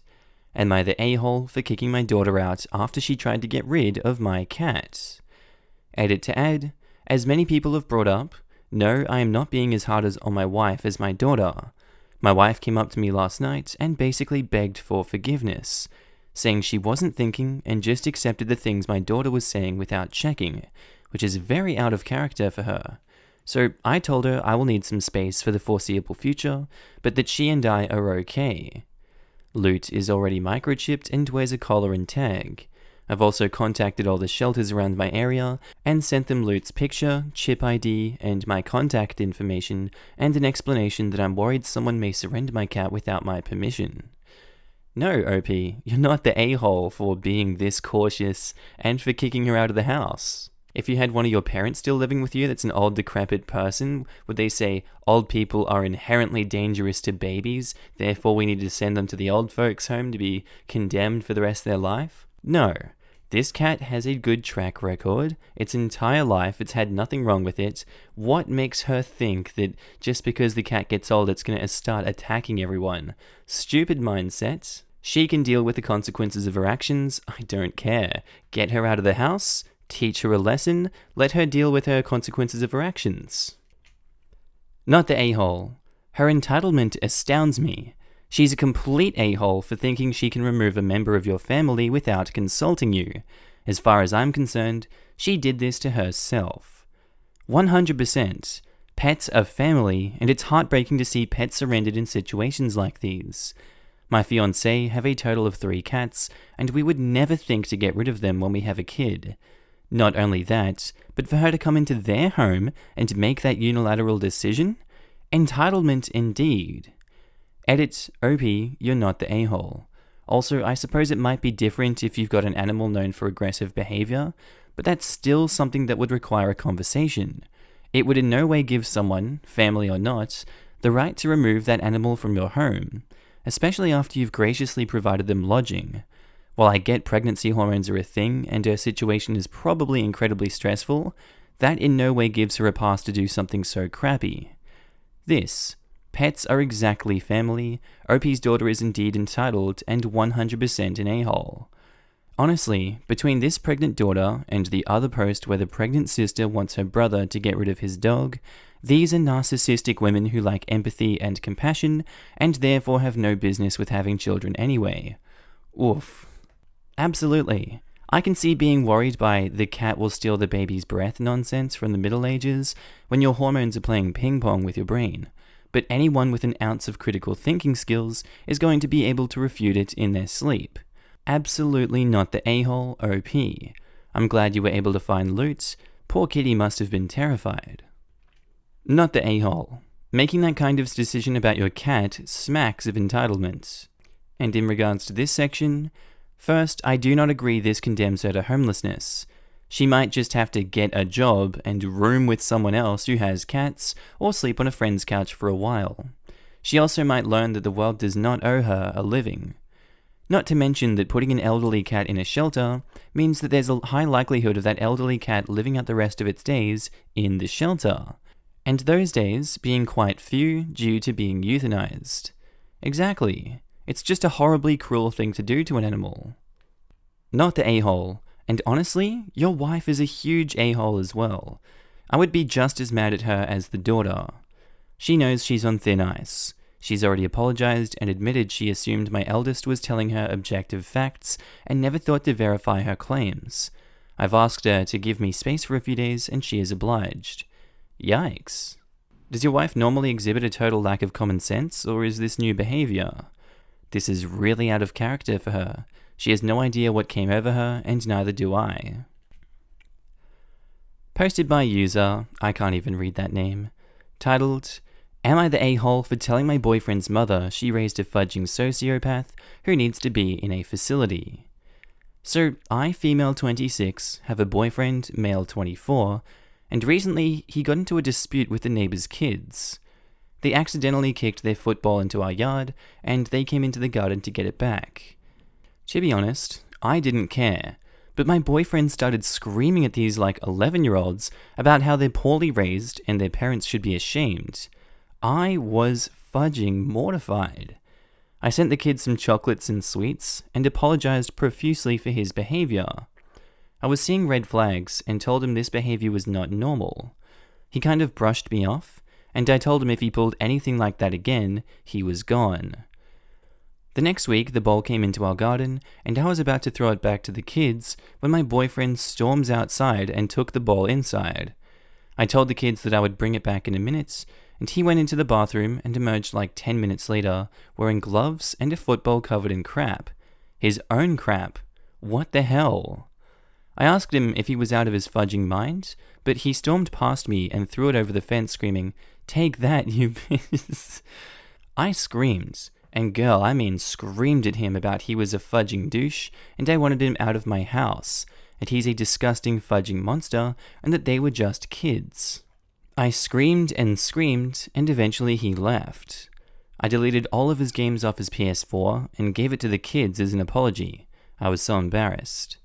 My ex-boyfriend's mum messaged me asking what happened, and I responded with, "What happened? What happened? You are a pathetic excuse of a woman who raised a fudging sociopath who covered a football in his own crap and threw it at some kids, and he needs to be in a facility because something is wrong with him, and God knows how I hadn't seen any red flags about the fudging monster you raised during the 7 months we dated. I know I am in the right for what I did to my boyfriend, but am I in the wrong for snapping at the mother for something she had no direct involvement in?" Initially, I thought this was some entitled parents level stuff. I was like, am I just going to remove this story? It sounds a bit too, iffy to exist. But then I read some comments down below, and it's actually fairly common that people coat things in feces when they're having mental snaps. So that's probably unfortunately what's going on here. I think he just had a psychotic episode of some sorts, and man really does need some help. I'm going to say in regards to the conversation with her and the mother, she's the a-hole here for just directly going off at the mother. She didn't even talk to her like a normal person. She let her emotions fly, and she just attacked a poor woman who really did not have a hand in this. The mum did not cause the boyfriend to do this. I don't see a logical explanation for that. I know the boyfriend is an a-hole for doing it, but this is all we know from the ex-boyfriend's mother. All we know is this text conversation. She's not given us anything else to work with. So therefore, OP is the a-hole. You're the a-hole for blaming a grown adult's mother for his behavior. Why is his mum messaging his ex-girlfriend? The mum might have been the one to manage his emotions before her, so when he was kicked out, it was right back to mum. Still, if she didn't teach him to be self-sufficient, then at least part of the blame is on the mother. Well, in fairness, to the mother it's not uncommon for there to be no issues or symptoms of mental illness until late teens/early 20s. It's possible this was the boyfriend's first mental episode. True, OP didn't realize he had major issues until their football episode, and she's been living with him. The 7 months we dated. This is why you don't move in with or let somebody move in with you after only a few months of dating, kids. It's entirely possible that this is not a mental episode or illness at all. The guy could just be an a-hole. An over-the-top dramatic a-hole, but an a-hole nonetheless. The dude smeared his crap all over a bowl and threw it at some kids. This is almost certainly a mental episode. Hey man, maybe he was just slightly upset. You're the a-hole for sending the messages, cause I'm sure she would have maybe understood how angry you were if he came across nicer. But wow, I can't even imagine being in your position. Has he done anything like this before? Edit, I did not mean that OP is the a-hole for the entire situation. It's a very soft you're the a-hole, sorry for any confusion. And OP says, No, I always thought he was calm. It came completely out of the blue.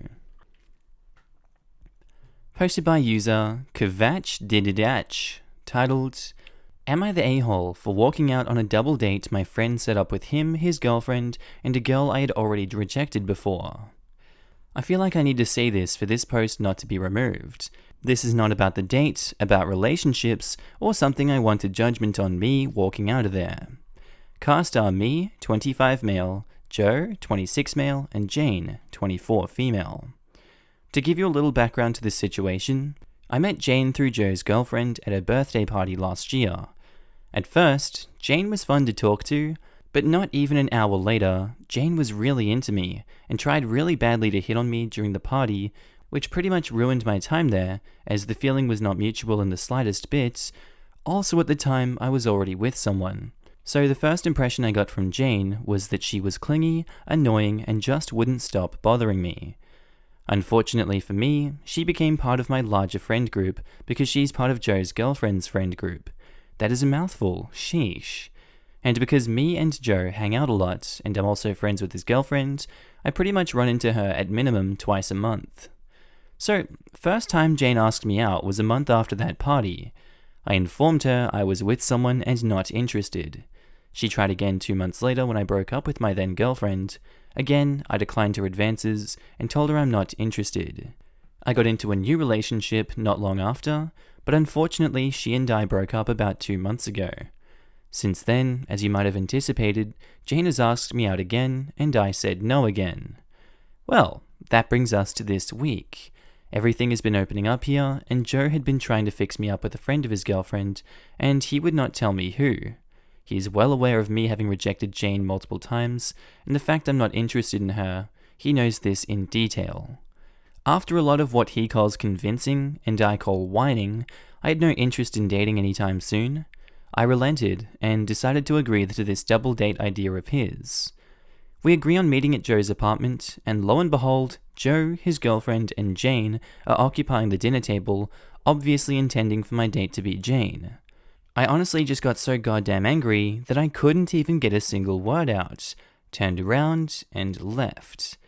I have been bombarded with texts and calls about how much of a douche I am, and how terribly I hurt Jane, and so on, and I'm just like, I literally rejected her like 3 times.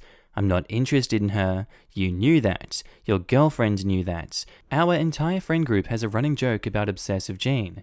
FFS. So literally everyone knows it. So am I the a-hole? I would say no, he's not the a-hole. Imagine if the roles were switched in this one. It's like a creepy guy that you're like, whoa, he's like continually hitting on me. He's continually trying to set up a date with me. He won't take no for an answer. And most people in the same situation, if it was a guy that the girl had turned down, everyone would be like, why are you forcing her into that situation? She's obviously said no, and no means no. Get the hint, buddy. So I don't see why this friend group thinks it's okay for them to put their girlfriend on him continuously. Doesn't make any sense to me. OP is not the a-hole. I completely support your reaction to this. Not the a-hole, but your friend obviously is. Setting someone up with someone who rejected that person is cruel. Not the fact that you turned around. I would honestly have done the same. Jane is just as much an a-hole as the rest. She knew what was up. Agree. Jane isn't some innocent bystander here. She's been rejected a half-dozen times at this point, but can't take no for an answer. It's beyond harassment at this point. Can you imagine if Jane was a dude and OP was a girl? Like, the level of creep? Edits, I didn't mean to imply anything sexist. I just meant that the level of creepy would be way more obvious if the genders were reversed, and everyone would immediately know that it's wrong. So in OP's situation, it should also be obvious that Jane is being very creepy, despite the fact that the genders are reversed from the usual situations. Sorry for any misunderstanding caused. Would be much more obvious to some, yes. Either gender doing this is creepy as hell. This being supported by OP's should be now ex-friend is also awful. Not the a-hole, OP. Not the a-hole. You've made your feelings more than clear to Jane and your friends as well. You had every right to leave, as you'd already rejected her 3 times, and still, she set herself up for rejection number 4. You're not responsible for her hurt feelings at this point. Your friend should have known better than to blindside you with a date with someone he knows full well you have zero interest in.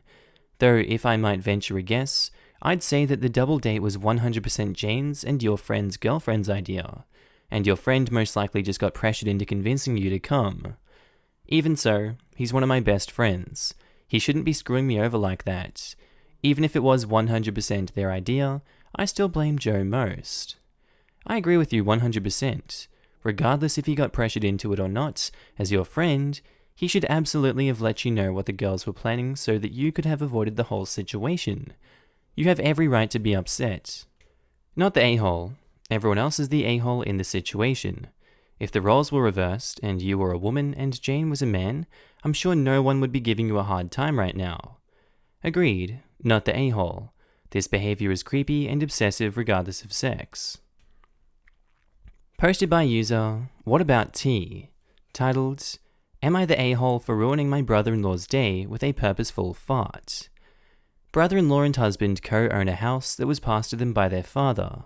We live in one half while brother-in-law lives in the other. The only thing we share is the living room and kitchen, the rest is completely separate. Lately, brother-in-law has been making odd comments about my ladylikeness. I am a down-home, backwoods, dirt under my fingernails, still play in the mud puddles, basically wood rat of a woman. He's been cutting into hard labor chores I do, and tells me he'll do it so I don't hurt myself or get dirty.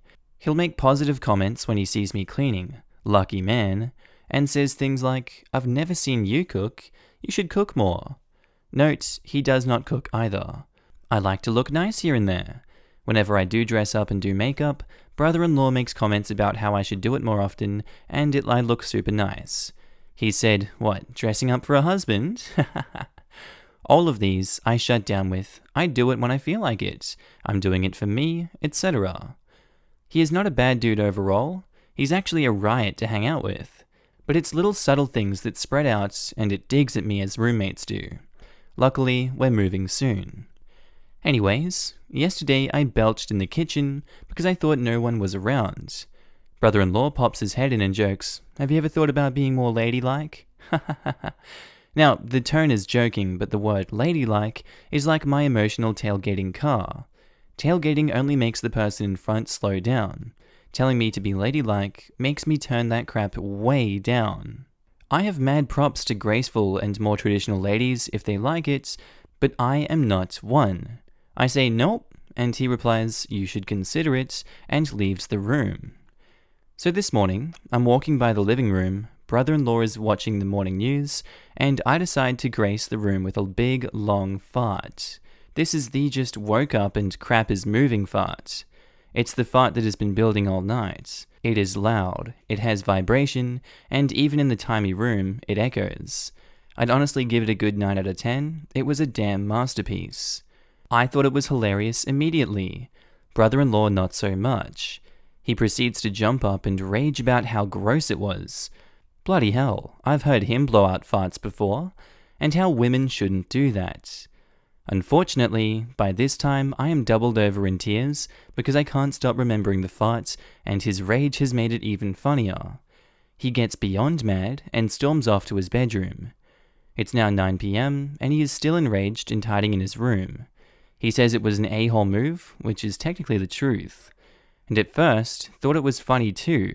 But now, since it's upset his bro so bad, he's leaning towards maybe it was too much and too immature, and that I should have just told him that he was being overbearing. I feel like, as a 37-year-old man, brother-in-law should have known better than to think he can tell a grown woman how to behave. It probably would have been better to talk about it, but who pouts all day over a fart?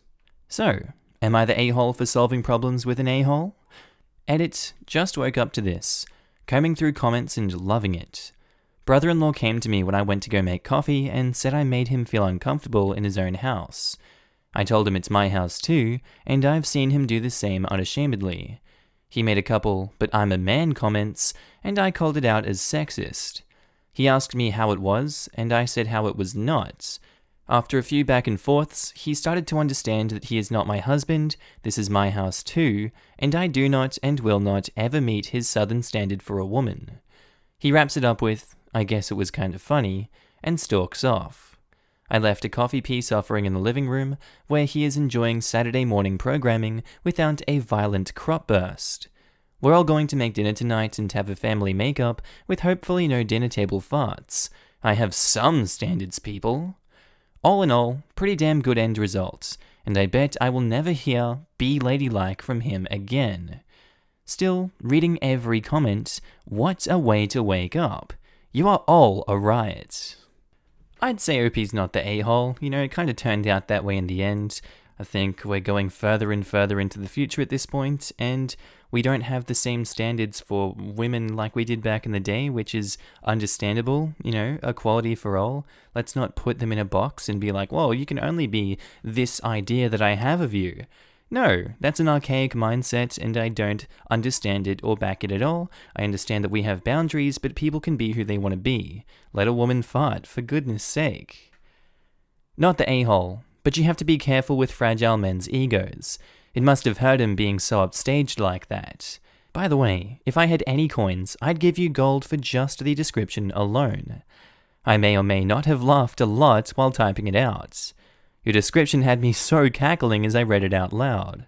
Lol, I just read it to my husband and we did the same. My daughter and I include farting as part of the fight against the patriarchy. Oh god. Not the a-hole. Sounds like he's sexist and is projecting his views and assumptions of how a woman should be on you. You keep doing you. Sounds like it was a good fart and brother-in-law should learn to lighten up. They make a children's book called Everyone Farts. He should read it. I misread lighten up as light it up and was immediately concerned about lighting anything with that much gas in the room. Also, not the a-hole. Posted by user Am I the a-hole one time? Titled, Am I the a-hole for not specifying my medical condition to my significant other? I, female 31, met my boyfriend N, male 33, about a year ago. A few years ago, I developed a medical condition which was treated by a hysterectomy, a removal of the uterus. This of course caused me to be completely unable to have my own children. A few weeks after I met N, I told him that I'm infertile, knowing that at our age this is important information and may be a deal breaker. He reacted pretty sweet. He told me that it's okay and he doesn't think of me less because of that. I asked him if he didn't mind never having children with me, and he said he'll deal with that when the time comes. I think that was the moment when I should have corrected him or say anything, because there is nothing to deal with. But I thought to myself that maybe he meant adoption or something. The next time when I think I should have said something was a few months later, when his friend informed us that he and his fiancée are expecting a child. They had some difficulties, and apparently it took them several years to succeed. Anne said that night, "You see? The doctor told them they couldn't have children too, and look, here they are. Miracle babies happen all the time." I just said something like, "Good for them," and changed the topic. 2 weeks ago, he moved in with me. As we unpacked his stuff, he said, "Okay, now can we start looking for some therapies for you? I managed to save some money, we can deal with that now." I asked him what the hell is he planning to deal with. He said with my alleged infertility. I asked him again, what the hell does he mean alleged? He said, like my friends. They were also supposed to be infertile, and now they have a newborn at home. I replied to him saying that I'm happy for them, but every case is different, and in my case, it's completely not possible because I don't have any uterus. He was furious, started to yell that I should have told him that in the first place, and that I misled him. From my point of view, I told him enough, and he is an adult, so he made a conscious decision to stay with me. We fight about it ever since. So am I the a-hole for not telling him exactly what condition makes me sterile? Edit, I think I should clear that up. English is not our language. In our language, there are no separate words for infertile and sterile. There is only one word for both things. I'm going to say, it's a leaning on a you're the a-hole, but it's not. I don't think she can be blamed. She told him straight up, I can't have kids. He misinterpreted it, and he didn't ask specifics. She also didn't offer specifics, so it's a very grey, muddy water type area, but she did say from the get-go, it's not going to happen, it's never going to happen. And he still chose to go into the relationship with that regardless. The burden is on him now, in my opinion. I don't think Opie is the a-hole. Not the a-hole at all. He didn't ask for details beyond what you told him. It is his own fault for thinking all infertility was the same. Also, his fault for assuming OP would want kids if she could have them. I'm sorry, OP, not the a-hole. Yeah, he just decided they're going to deal with it and that's it. No talk about him wanting children, changing his mind or whatever. He saved money up for it and is going to deal with it? What the hell? On top of all, going out of his way to find treatments without even asking her. And they have a year of relationship. Not the a-hole, but please have a serious conversation with your boyfriend, OP. Yeah, from a normal person's perspective, the phrase, "we'll deal with that later," in this context, is 100% more indicative of the mindset of, well, we're not going to get married or try for children together right away, so if it isn't an immediate issue, if our relationship progresses to a certain point, or seems to be getting serious, then maybe we can revisit the conversation. Not, your being infertile would in fact theoretically be a deal breaker for me, but I think that I instinctively know more about your condition and your body than you do, so we'll definitely be able to fix you with the appropriate medical treatments and therapies. My brain is scrambled eggs after reading that. Don't forget that miracle baby was his plan. You know he was thinking that from the moment she told him. Such an a-hole. And he doesn't even get done unpacking before he's already deciding on medical treatments for her without bothering to talk to her about it first. He has been saving up without talking to her about if she wants to do the treatments. He is an a-hole. Not the a-hole OP, he should probably move out. Yeah, fertility treatments aren't pleasant at the best of times. You don't just assume that someone will go through a physically and mentally difficult process because you want them to. A-hole. It's a sickening attitude, like he thinks of her as some kind of animal he decides to breed. Yeah, that's what I was getting to, in all honesty. Am I the a-hole for ghosting my whole family after they attempted to force me into an arranged marriage? Some background. I come from India, but I'm attending a college in the UK after accepting a scholarship. So this started 7 months ago. So I told my family that after I finished college, I'm going to stay in the UK.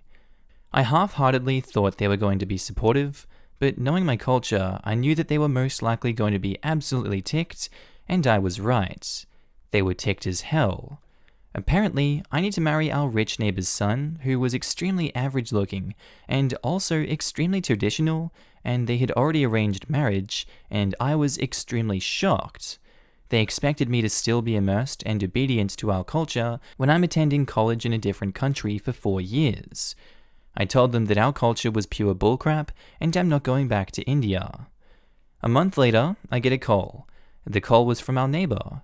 They told me that my actions are sinful and an insult to God, and anime. And even worse, the son joined and called me a tramp. I told them that I will never accept the arranged marriage and to screw off. After that, I cut all contact with all my friends and family in India.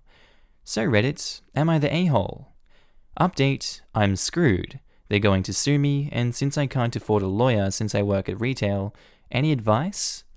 I don't know if you could be sued for that. I don't know, you didn't sign like a contract or anything from a young age.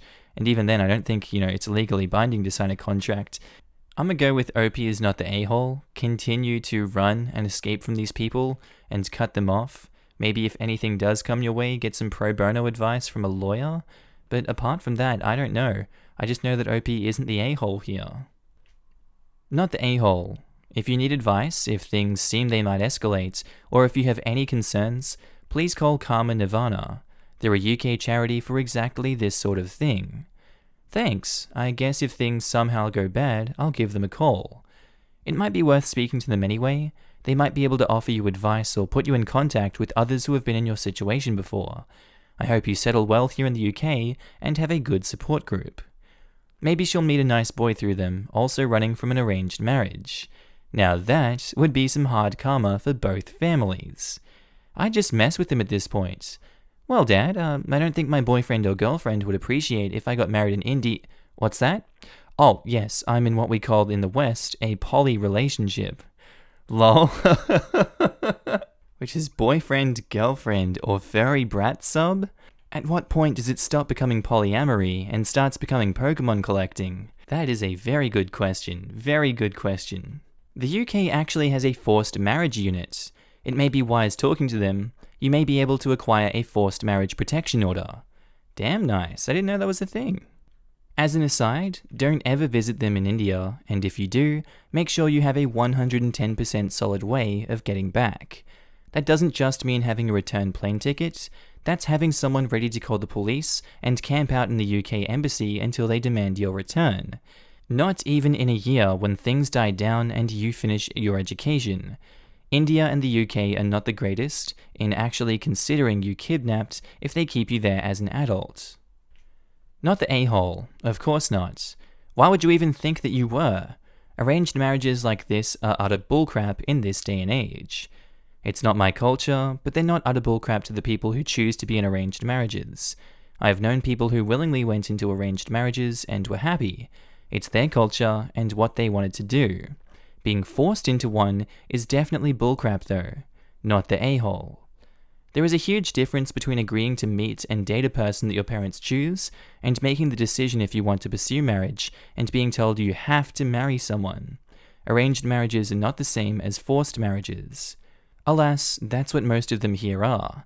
I mean, most parents wouldn't accept love marriages, so it's kind of forced anyway.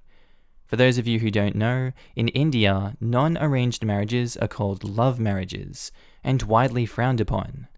Edit, not widely frowned upon in most places anymore. I kinda thought my family and friends were the norm everywhere. Really sorry, I didn't mean to offend anyone.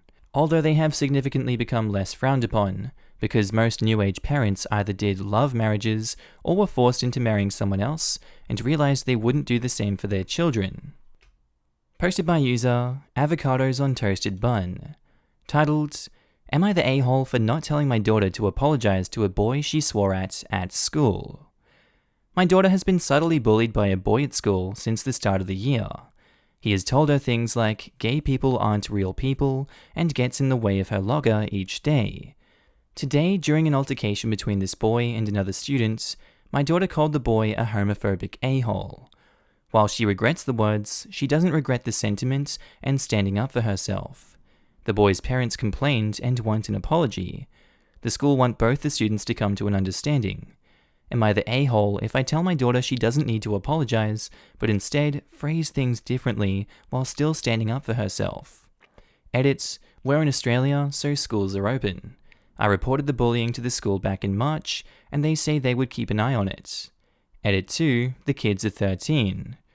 I guess in some ways this makes me an authority on this subject, going through the school system in Australia and seeing these kinds of things flare up on the playground. Homophobia is still very, very much alive in the Australian school system, and so is domestic abuse and domestic violence in a lot of households across Australia. So a lot of that trauma kind of leaks down into the kids, and they find avenues to release that tension in school. And a lot of the time it comes to picking on minorities and minority groups, like homosexual students. Obviously it's not the main cause, I would say it's a huge contributor. We had heaps of kids in counselling at my school. I'm of the opinion that we call it out regardless and we stop the kids from acting that way, and they find different avenues that are healthier to vent their frustration and their anger and their worldview. I say OP is not the a-hole for this situation. Absolutely not. I'm completely okay. I would, if it was her, I'd say, do something else, go harder. You need to stop these kids from being this disgusting in school. I'm not one to defend people with disgusting worldviews. I think that OP is not the a-hole, and I think more needs to be done to combat it. Not the a-hole. That is not subtle bullying. It's just standard bullying. The understanding that your daughter and this boy should come to is that his behavior is unacceptable and will not be tolerated by the school. Your daughter should never have been put into a position where she was provoked to tell someone he's a homophobic a-hole. Guess I was being generous by saying subtle. Thanks for pointing that out. My apologies because I read the title wrong and was ready to call you names. Good for you for standing up for your daughter. Tell the school that you want the bullying to stop and the bully punished. Not asking for any apologies, but immediate action being taken, if that's possible of course. If your daughter feels comfortable, she might want to apologize for her language, but not for the message. Maybe saying that he's a homophobic excuse of a person. Nah, you gotta do harder than that if you want to get through to these kids. Agree, it's an important distinction to apologize only for the language and not for standing up to a bully. It makes her come off all the better too, to admit that there was no excuse for her use of the language. She is proud to have stood up against the bullying and has no plans to accept it in the future either. Fine, I apologize for calling you a homophobic a-hole instead of a homophobic bully. May I be excused now? I agree with this. Using a-hole is the only thing the daughter did wrong. I think that's debatable. Sometimes it's okay to call a spade a spade. Not the a-hole, especially not if you're telling her to phrase things differently while standing up for herself. The boy has been calling her names, bullying her, and making homophobic remarks. Make sure the school and his parents are aware of this. Good point, thank you. The teacher I spoke to definitely didn't have the whole story to begin with. To be frank, I was your daughter at one point. A guy was being an a-hole about something or other, and I called him an ass, and I got detention and he got nothing. Life sucks, and at least my mother was very aware that the teachers and administrators don't care about anything, and she was big on my brother and I not backing down. Because we'd get into the same amount of trouble if we threw a punch or just got beaten by the aggressor. This is one of those moments where, yeah, the school only cared when your daughter said something. But I wonder what they'd say if you came in about their son harassing or stalking your daughter.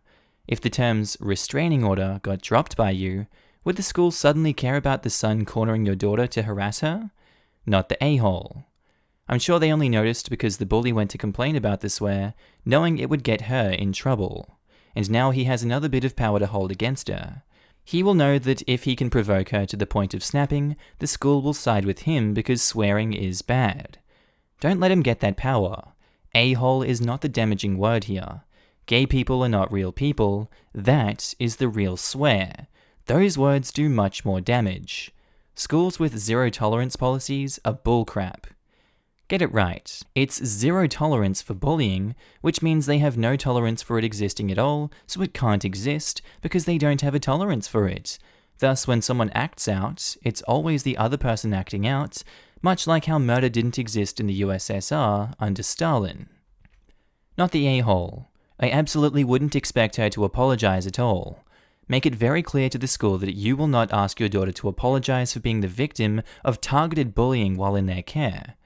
That's a good point. Thank you. Also, what kind of bully calls someone names since March, and as soon as the targets stand up for themselves, with a word as light as a-hole for that matter, runs home crying to mummy to tell on them? I think your daughter has a free pass to call him an utter wimp too, not the a-hole. Posted by user Routine Sprinkles 128, titled, Am I the a-hole for not leaving my parking spot because someone honked at me? Hello. So, on my 19-mile trip to the grocery store, I ended up scoring a non-handicapped parking spot right by the front of the store. It's super hot here, so I decided to grab an ice cream bar. I was unwrapping it in my car, fully intending on driving off once opened, so I could eat and drive, when some old jerk-off starts honking at me and wildly gesturing at me to get out of the spot. Now, if I had been eating a meal or something, I would have understood their frustration, but I had been in the car maybe 30 seconds. He rolled down his window and started yelling at me, at which point I turned off my car and settled in to eat my ice cream. It caused a pretty big scene, as he ended up getting out of his truck, leaving it in the parking lot, not parked, lol, and yelling at me, calling me names, swearing, all of it. After I finished my ice cream, maybe 5 minutes later, I waited for him to do a loop, looking for another spot, and promptly reversed, allowing someone else to take the spot. I felt pretty justified with that reaction, but when I told my mum, she was disappointed, saying that I caused an entire commotion for no reason. Am I the a-hole? I'm gonna say no. This is like a malicious compliance. You know what? You're gonna be a dick. I'm just gonna chill in my car and have my ice cream, and you can have your little temper tantrum if you'd like. Opie, you are not the a-hole. Not the a-hole.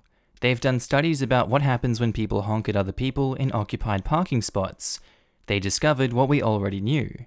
Honking means I'm going to stay there even longer. And there's a link to the study, you can just kind of look it up if you want, I'm sorry. Love when the studies prove that being petty is the norm. Human nature, lol. Not the a-hole. I'm queen of, it's my spot until I'm not in it. I used to drive an old truck, and when people idle behind me to steal it, they rarely left enough room to let me gracefully get out, so I would wave them by. and the idea of you taking a few minutes to get yourself settled, as like everyone does, fiddling with keys, music, etc. before he lost it, nah, he can shove it. So much this, not the a-hole.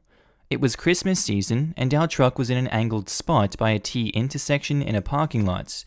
As we were walking up to our truck, I unlocked it with the fob, and a lady in the car stopped, waited for us to load our bags into it, climb into the front seat, and start the truck. She had everyone behind her and to her left blocked, as they couldn't get around on the one-way lane. She also had her nose about 2 feet from the edge of our bumper in an angled parking lot so we couldn't back up. Feeling generous because it's Christmas season, we got out and told her that she needs to back up so we can get out. She had a car length behind her. She backed up about 3 feet, and then we just sat there. That may have been enough room if we were in a mid-sized car, but a lifted quad cab truck, there was still not enough room. My husband backed up and kept creeping back as we watched her eyes get wider and wider, knowing we came inches from her bumper. As there was still not enough room, he pulled back into the parking lot, turned off the truck, we hopped out, and started walking away. It makes me glad for Christmas shopping parkers who are nice enough to ask if you're off before assuming that they can have the spots. I always get some private assholeian joy out of walking out of my car with my hands full of shopping bags while people creep along behind me to my spot, only to then put the bags in the car and walk back into the mall. I'm fine with people patiently waiting on me. If it's a busy day, I don't even mind them creeping a bit, as long as they're not being pushy about it. But if they're jerks about it, I'll take my sweet time. I inadvertently pulled one on a creeper one time. I walked down the aisle with my stuff, and then realized I was on the wrong aisle. I hooked a right and headed to my car, and they didn't have a chance of getting the spot. Felt kinda bad, except they were playing their music super fudging loud, so I didn't feel that bad. Posted by user Am I the A-hole Throwaway 0021, titled, Am I the a-hole for logging into my friend's email accounts and declining her university's offer of admission? Please do not judge, only after you have read everything. I promise you that there is much more to it than what the title says. Throwaway because my friend knows my main Reddit account. Also, English is not my first language, so apologies for any grammar or spelling mistakes. I will refer to the country we initially planned to go as Country X, and the country my friend might be going to as Country Y. I might also consider editing this post later on to hide other personal information to make it less obvious it's me, in case people I know see this post. Hope that's fine. Ever since I was a child, I always dreamed of studying abroad. We all know the benefits of studying abroad, and I'm sure if I don't profit from this now, I will forever regret it later on. Luckily for me, my parents are financially stable and can afford sending me abroad in order to gain an invaluable experience. However, there is one catch, that is, I must go with a friend of mine as they won't send me there alone. I thought this wasn't a problem since I've been planning to go with my friend to Country X. This month, things changed. My friend and I applied to 2 universities in different countries. One of them doesn't have a capita on the number of students it can accept, but the other one does. My friend got accepted to both of them, but I only did to one.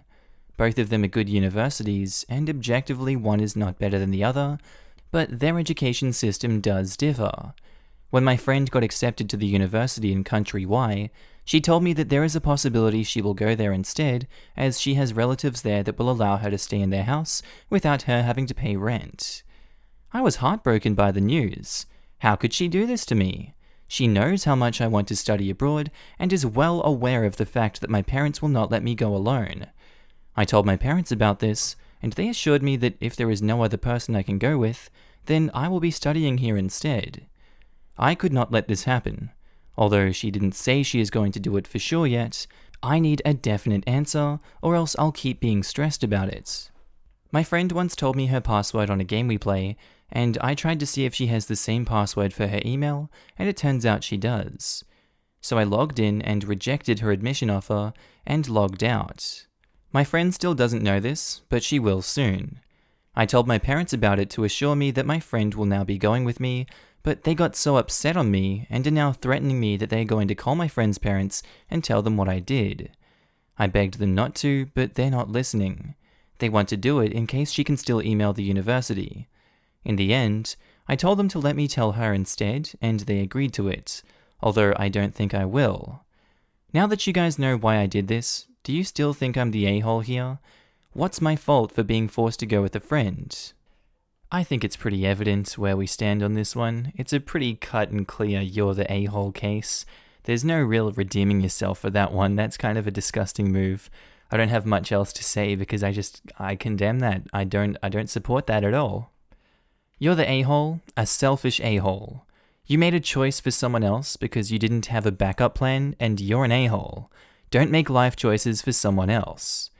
I read the post thinking that there must have been something the OP was going to write that was going to possibly justify it. Nope. Right? Don't judge based off the title. Read the whole post. And then the whole post is bad. I've been surprised before and said not the a-hole on a post that started like this. But this post? Man, the utter and complete lack of self-awareness by the OP does not bode well for her future. I really hope her parents inform the friend's parents and friend so they can reach out to the uni. This is so screwed. Literally destroying the potential for her future because she wants to study abroad. Disgusting. OP, you're the a-hole. You're the a-hole. You took away your friend's opportunity, and the fact that you don't seem to have any remorse about screwing over your friend is appalling. I truly hope your friend finds out and refuses to go with you because you absolutely don't deserve it. Seeing as OP's parents know, odds are the friend will find out. OP, you've just lost any chance you had of going abroad because after this, whichever uni she chooses, there is no way your ex-friend is going with you.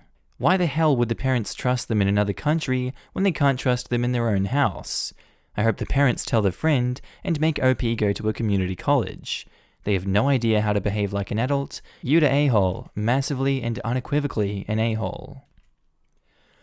Posted by user TwinkleFluff, titled, Am I the a-hole for saying yikes when a friend asked me out? Yikes.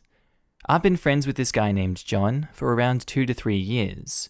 We're fairly close, and John has always tried to let on hints that he might be interested in me. Despite that, John knows that I'm in a long-time relationship with my boyfriend of around 4 years, who we'll call C. Now, C trusts me, and despite knowing that John might be interested, he lets me handle it by myself. I've tried to make it painfully obvious to John, who knows I'm in a relationship. I might say things like, wow, you're a great friend to me.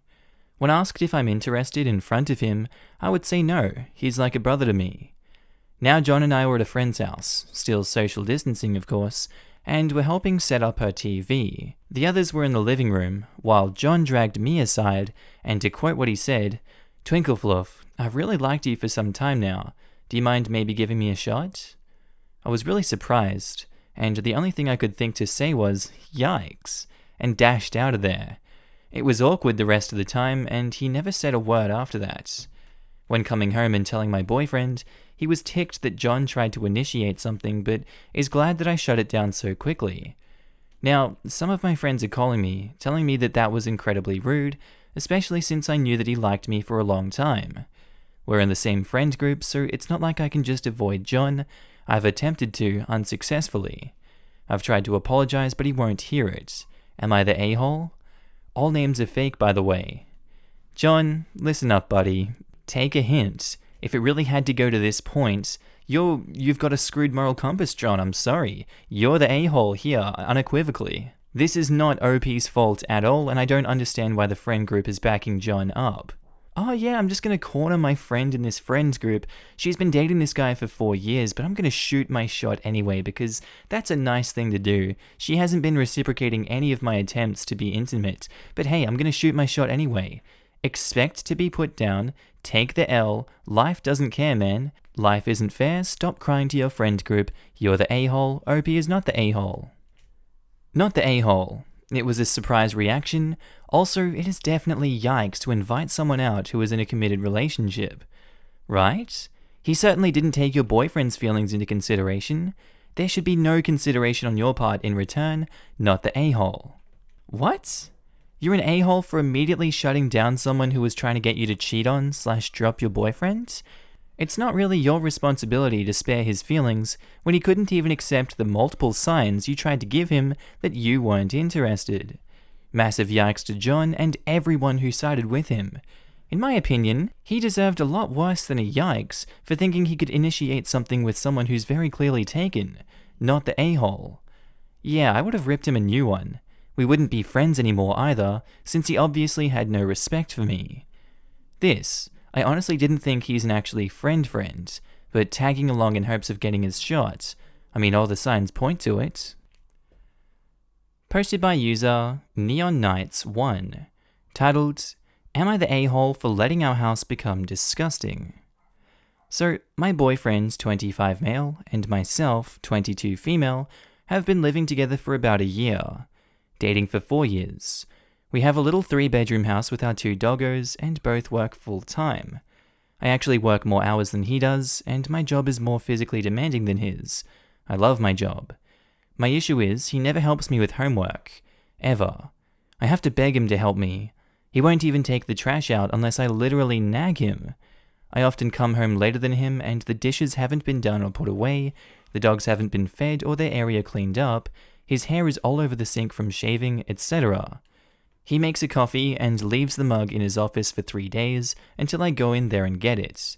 He puts his dirty laundry next to the bed instead of the washer or the hamper. He never contributes to the laundry, so I do that. I also cook, and he doesn't even bother to offer to help clean up afterward. And he doesn't help with anything unless I fully beg him. And at that point, he complains and says I'm annoying and high maintenance. My final straw was 2 days ago when he took a massive crap and didn't scrub the toilet after. It was disgusting.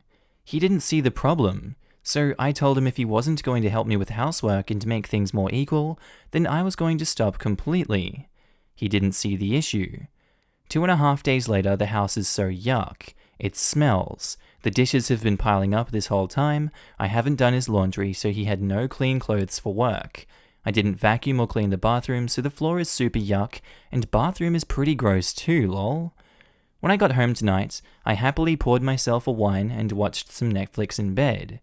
He got angry at me and demanded that I help him clean up.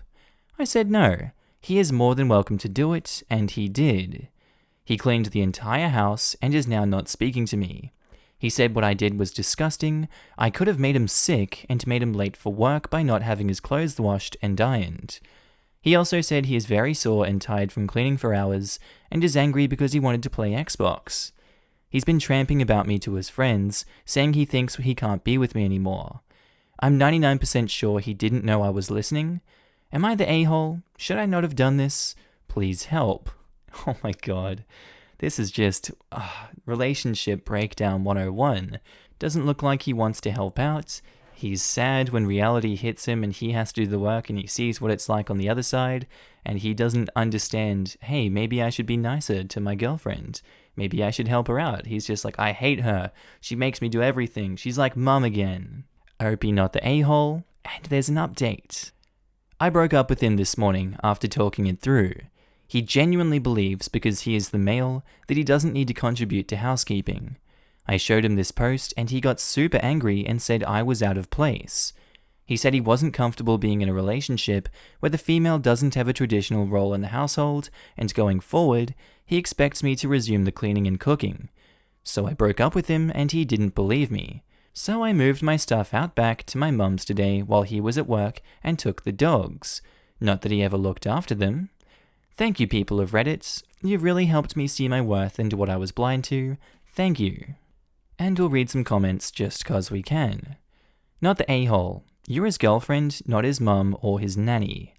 Mums and nannies shouldn't even be expected to do all of the housework. If you are 2 adults living together who both work, you ought to split the housework. If you're hiring someone to help you clean and tidy, you need to make sure that's agreed up front as part of their role.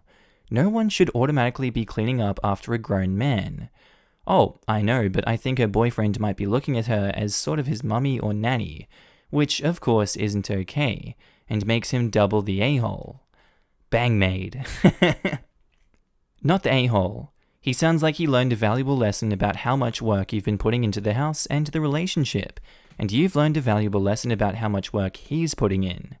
He thinks he can't be with me anymore. I think he's right, and I think you'll be better off for it. To be honest, it sounds like he hasn't learned his lesson. He still blames her for the house being disgusting, but most likely he's making most of the filth. He may very well know how much is his mess and how little he does to clean, but that's not something he will ever admit, especially not to her. He's going to deny responsibility, blame her, and make demands of her to fix everything for the rest of their relationship, which hopefully ends. And it did. It also goes to show that at a pinch, he's perfectly capable of actually doing the cleaning. He's able to see the place getting gross and correcting it on his own without nagging. So everything up to now has been sheer entitlement, disrespect, laziness, and selfishness. Not the a-hole, read the writing on the wall and leave him. Being single would be better. Posted by user, deleted. Titled, Am I the a-hole for using my roof, my rules on my mum? Long story short, my mum and dad are temporarily staying with myself and my fiancé in our house. They've been here 3 weeks already and will be here 3 more. I wasn't sure about moving them in because my parents, mum especially, have been a bit funny about my relationship. We're both women. My fiancé said that she was fine with them staying and that being around us might actually get them more comfortable with it. On coming in, Mum and Dad gave us the whole, don't worry, we won't intrude, you won't even notice us. And predictably, within 24 hours, we were acutely aware of their presence. They react to everything we do with a comment or them pulling a face or something. They told us once to save it for the bedroom when we kissed, and have been told to put the bedroom eyes away when we just looked at each other. They're good about knocking when we're in our room, but communal areas are presenting a serious issue. Then tonight, while I was cooking dinner, my fiancée came into the kitchen. I asked her to set the table, and as she walked past me, she touched my ass, and Mum saw. At dinner, Mum said we need to have a talk, and went on to say that she saw the PDA, and she would appreciate a little more discretion, then basically went into a longer version of save it for the bedroom, but this time adding that we're stuck together, so let's try and make it comfortable for everyone, and presented it as a hygiene issue because we were in the kitchen. This really ticked me off. Honestly, it's ticked me off for 3 weeks now, but this was probably just where I hit boiling point. But to actually be sat down and given a talking to about PDA with my fiancé in our own home at 28 years old would probably make most people hit boiling point. I said that this is our home, and we should be able to express affection, especially as we're doing them a favor letting them stay with us. So not only will we not go out of our way to make them more comfortable, but we're going back to our regular PDA levels starting now. Mum said that this was the opposite of what she wanted going into the conversation, and she feels that I'm being immature by saying we'd go heavier on the PDA from now on, and said, "We're still your parents, young lady." I responded, "And this is my house. My roof, my rules." Mum then got up and stormed into the guest room and just said she won't come out until I apologize. My fiancé is happy I said something, and I admitted I should have a lot sooner. But Dad is pushing me to apologize, not for the rest of it, but specifically for the use of my roof, my rules, as Mum used that on me constantly as a kid and feels I'm throwing that back in her face. But Dad is being otherwise reasonable and says she shouldn't have talked to me like that. It's just that one phrase that has really upset Mum. Am I the a-hole? I don't see any reason why Opie would be the a-hole. The mum is in her house, continually pushing boundaries, and she's doing her best to keep them happy for the meantime, but every time anything happens that they don't agree with, they're just like, you can't do that. You can't do that. It's not appropriate in your house. Ooh, we don't want to see that. It's like, let a couple do what they want. It's their house, it's their relationship, you may not agree with it, but you can't say it, it's their house, I'm sorry. And for that reason, Opie is not the a-hole. Not the a-hole. I might be overstepping, but your parents seem immature and homophobic. They're using microaggressions to try to silence your sexuality. They probably kissed in front of you before while you were a kid or a teenager living under their roof. They need to sit down and respect your life and your choices. Opie, don't let them steamroll you into submission. Your house, your rules. It's especially valid because your mum used to use it on you. She can't handle her own rule. My parents have never been touchy-feely people, and I honestly have seen them kiss maybe twice in my 28 years of existing, and in general they're not very affectionate with anyone. So I thought maybe that was part of it, but it's probably worth pointing out that when I came out as bisexual, Mum said she was fine with it so long as she didn't have to see it, but has always been fine with PDA when I was with men. So there's likely an element of homophobia in addition to them not being affectionate. Yeah, OP, that sucks. Your parents suck for that. I'm sure they love you in their own ways, but it's not about love or respect when it comes to silencing WLW relationships. But being okay with WLM relationships? They care more about their own comfort instead of yours, which is not how parent-child relationships usually work. So this is clearly not about her disapproving of PDA. This is 100% homophobia, and as the mother of a wonderful gay son, and hopefully future son-in-law, I think that her attitude is a disgrace. Any parent is supposed to love their child unconditionally, and as long as you're with your fiancé, neither of you will be accepted by her. You're an adult now, and this is yours and your fiancé's house, and you can do whatever you want in your place. Your mother was just fine with the rule, as long as she was wielding the power over you. You are not being petty to insist that she cannot dictate your own behavior in your own home. Yes, she is your mother. That doesn't mean that you have to bow down to her now that you're grown up. Don't apologize. She's in the wrong and she's a hypocrite for not being willing to obey your house rules. This isn't fair to you or your fiancé. Sorry, but it's time for some boundaries. Give her a few days and tell her that if she doesn't apologize for making you and your girl feel like trash, she will have to leave because she will no longer be welcome to stay in your house.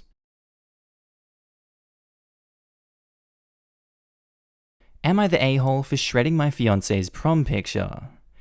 So, my fiancé's kept a box over the years of memories and stuff she has. She's been collecting memories in it since she was like 10. Cute, I guess. Seems more like hoarding to me, but if she likes it, I like it.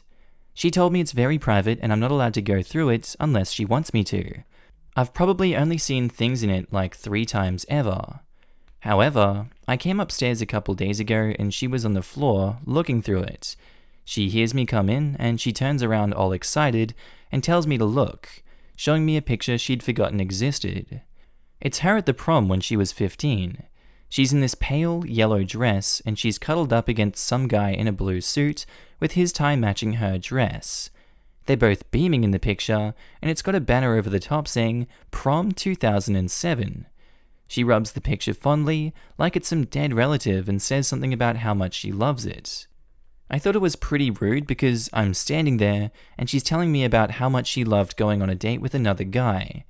I told her that kinda hurts my feelings, and she laughed and says, I love the picture, not the guy in it. I said I don't like hearing her talk about her ex, and she goes, I was 15. The relationship barely counted. He was a nice guy, and it was a nice event. That's all it is. I got tired of hearing her talk about happy times with someone else, so I left the room. She didn't really get why I was upset, but she dropped it, and I guess it was over.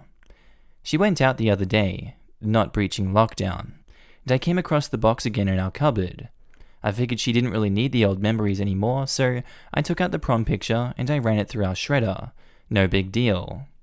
She comes back home, comes into the room, and immediately asks me why the shredder is plugged in, seeing as we barely use it. I told her I was just tossing away old junk that we don't need. And she asks me what exactly I tossed away, and I told her, old pictures and stuff. So she opens the shredder and starts taking out strands of the picture, and she turns to me and starts yelling, "Did you shred my prom picture?" And so she runs over to the cupboard and starts digging through the box and throws the whole thing on the floor when she finds it's gone. And she's all teary now, and she's yelling at me, asking me why I did it, and saying that the guy didn't really mean anything to her anymore. If he didn't mean anything to her, she doesn't need reminders of him. She tidied up the mess that she's made, and she's now gone and put a lock on the box and called me impossibly selfish. She's been refusing to cook for me and do stuff now, telling me that she'll take me seriously when I apologize for what I've done. Okay, sure, I shouldn't have gone through her box, but I didn't do anything. She's basically just keeping junk around for nothing. I did her a favor. So, seeing as it's such a big deal now, am I the a-hole? That's a very good question, OP. She is your fiancée and everything, and it's really nice that you did that, isn't it? I'm sure you feel really great doing that. That's not an impossibly selfish thing to do. You just lifted the burden right off her shoulders, didn't you? Dear Lord, I think you deserve the karma that's coming your way, OP. You're the a-hole. Update. So we're not getting married. Hope y'all are happy. I'm not, and never was abusive. Screw off. Stop DMing me. You're the a-hole. Holy crap, so much. It's been 13 years. She doesn't care about him. She's marrying you. It was a fond memory from when she was a kid, and you shredded it. You took something you knew she liked and destroyed it. What's wrong with you? I don't think she will still marry him. Good for her. I know I wouldn't. I'd be freaking ticked, and I say this as someone who never even went to prom. Don't shred people's cherished memories? I know, right? What the hell? It was her frickin' prom. How could you be so heartless saying it wasn't a big deal and you were doing her a favor? You have some major self-esteem issues if you think her high school date, she probably doesn't even talk to anymore, is a threat to your relationship. I'm surprised she didn't dump you on the spot. My prom was cancelled because of the pandemic, but if I had a picture of my prom, I would want to keep it. She likes the picture because it was a time in high school where she was able to dress up and be with her friends. But you went ballistic because of the guy in the photo. It was a long time ago. Get over it. You also went through her belongings that she told you not to go through. You don't respect what she thinks, as you call it junk. If what I wrote above wasn't clear about what I thought, you're the a-hole and a major one. The International Space Station can see how big of an a-hole you are. Hope she sees and heeds the red flags. Posted by user Shaw Distribution 330. Titled, Am I the a-hole for burning my mum's diaries, letters, and writings because I don't want anything to do with her, instead of giving them to my siblings? You can probably guess that I had a strange relationship with my mother. She had an affair while married to my dad, and she ended up leaving my dad for her affair partner. My dad was a good man before the affair, but he took it hard and allowed it to destroy him. I was left to play son and parent to him while my mother started a new family. It was hard to watch her play mum to her new children and pretend like I didn't exist. I might occasionally get a call from her, but she was so busy raising her new kids that she didn't have time for me. It was also hard to understand why those kids had so much more than me, we were poor, and why she was okay with that. As I got older, teens, she did try to re-establish a relationship with me, but I wasn't interested. She was still trying to mend fences when she died last year, but I will at least give her credit for trying. She tried very hard to have a relationship with me, but my heart was too hardened for that to be possible. One of the things she left for me was her diaries from the time that she was a teenager. She also left me some letters she had kept over the years and some writings. Her hope was that I would read them and get to know her better. She wasn't expecting me to forgive her, but it was her way of trying to make up for the years when we had little contact. My siblings knew about this and asked if they could make copies once I was done with them. I didn't promise them anything. Those diaries sat in my study/home office for many months. I didn't want to read them, but I felt like I needed to do something. It was a friend of mine that suggested I burn them as a catharsis, which is what I decided to do. I went over to his place one weekend and we burned all of it. He was right. It did make me feel better. I feel like I can now be done with her forever. When my siblings found out about it, they were upset. They told me that I had no right to do it, and if I didn't want the diaries I should have given them away. But I told them that they were mine to do with as I pleased, and I had every right to burn them if I wanted. My wife said that she agreed with them and thought my decision was spiteful. She said she felt like I might have even wanted to do it, so my siblings could not have the diaries as a way of punishing them. She also feels like it could have been an opportunity for healing as a family that is now lost. My wife bases her opinions on the fact that I didn't discuss my plan, with which she thinks is because I knew she'd urge me not to do it. I don't agree with her take. I did this because I felt like this is what I needed to do to move on from this situation, but am I the a-hole? Yes, you are. Wow. My heart sank reading that. What's wrong with you? Yeah, sure, you feel like you need to move on, but your siblings still wanted a relationship with your mother, and she's dead now. And you know, even if she was a bad person, your siblings obviously didn't view her that way. Just because you legally were allowed to do that doesn't mean that you're not a monster in a whole bunch of people's eyes now for taking those actions. That's so incredibly selfish. Dear Lord, I don't know how you even continue from there. You're the a-hole, OP. You're the a-hole. If you didn't want them, her other children, who they would have held sentimental value for, should have had them.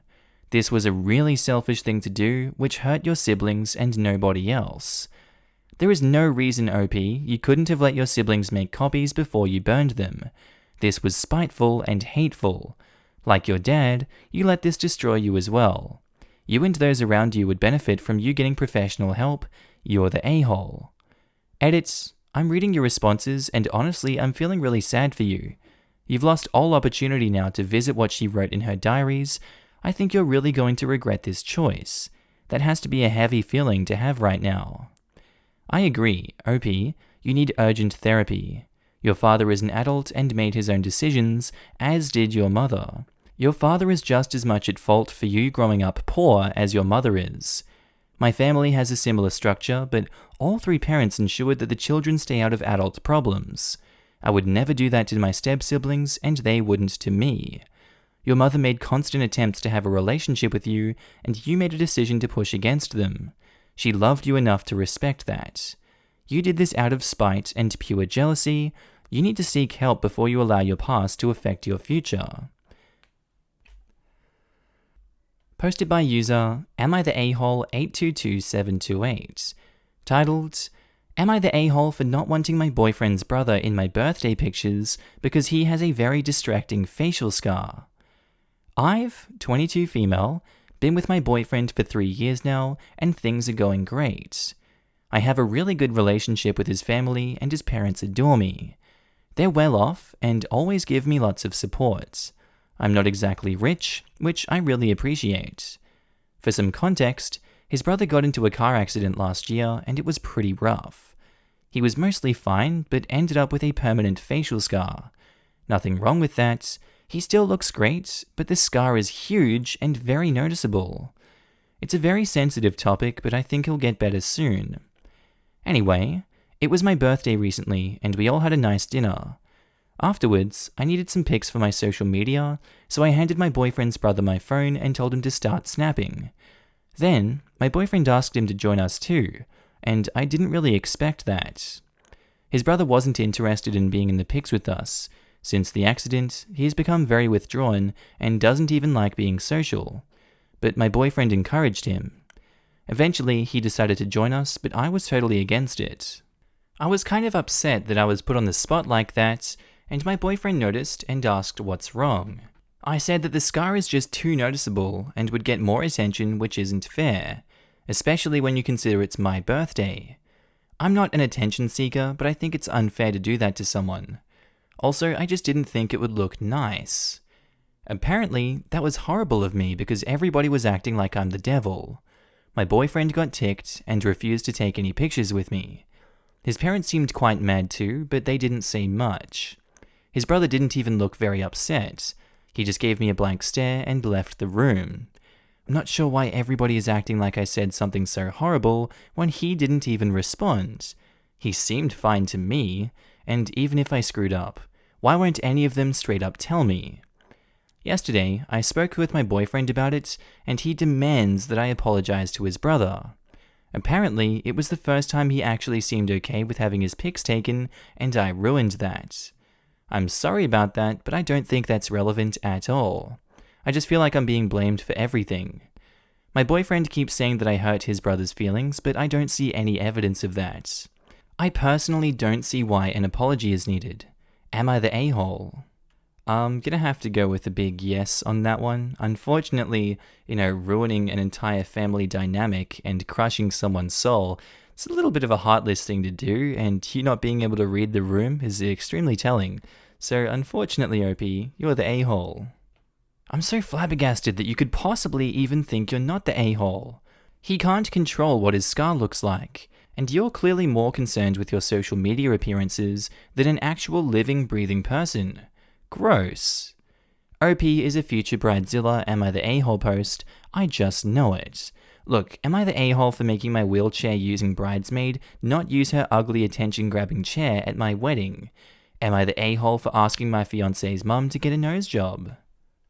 Also, who posts every picture they take to social media? Why could OP not have taken the photo and then just not posted it? Was it so difficult to be near someone with a scar?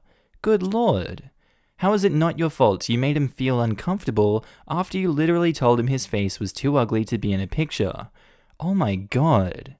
They didn't want to tell you how rude it was because A, it's pretty obvious to 99.9% of society that that's a horrible thing to say, and B, they didn't want to keep talking about it to make the poor guy feel worse.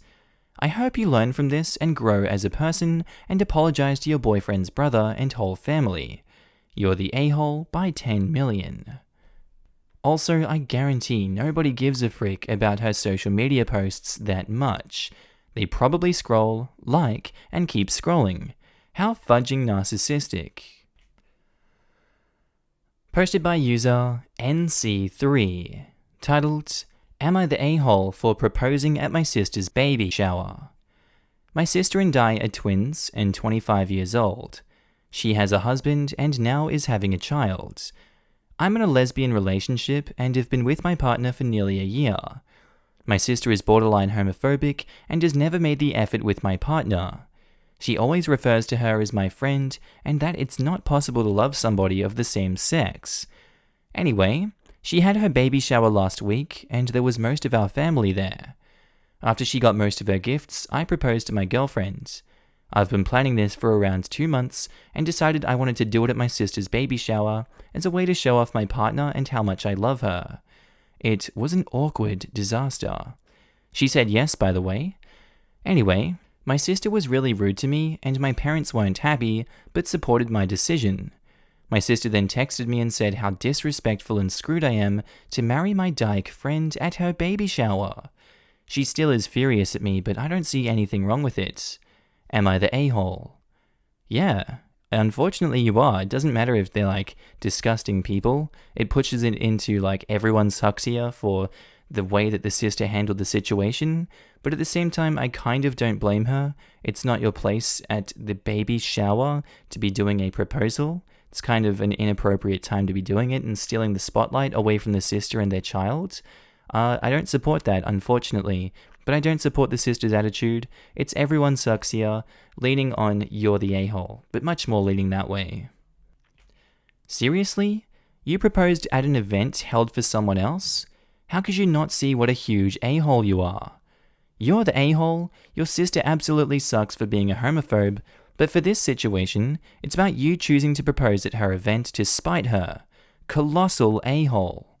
AITA, what a nice way for your fiancé to remember her proposal. Instead of making it about your relationship, you used her as a prop to spite your sister. I feel so sad for her partner. Imagine being used that way. Nothing special or intimate to them as a couple, just used a major milestone as a way to stick it to a relative. Gross, selfish, rude. Right? I wouldn't want someone who didn't respect me around for my proposal. If someone proposed to me at someone else's event, I would die of embarrassment. I wouldn't be surprised if OP's fiancé felt the need to apologize on behalf of OP after the party. I wouldn't say yes. The lack of respect for what's supposed to be a cherished moment would kill me. Honestly, I would likely need a break from that person. You're the a-hole. It seems like you're just doing it to rub it in her face. Of course it was going to cause tension. This isn't to say I agree with your sister's views at all, but stealing the limelight at someone else's celebration literally never goes well.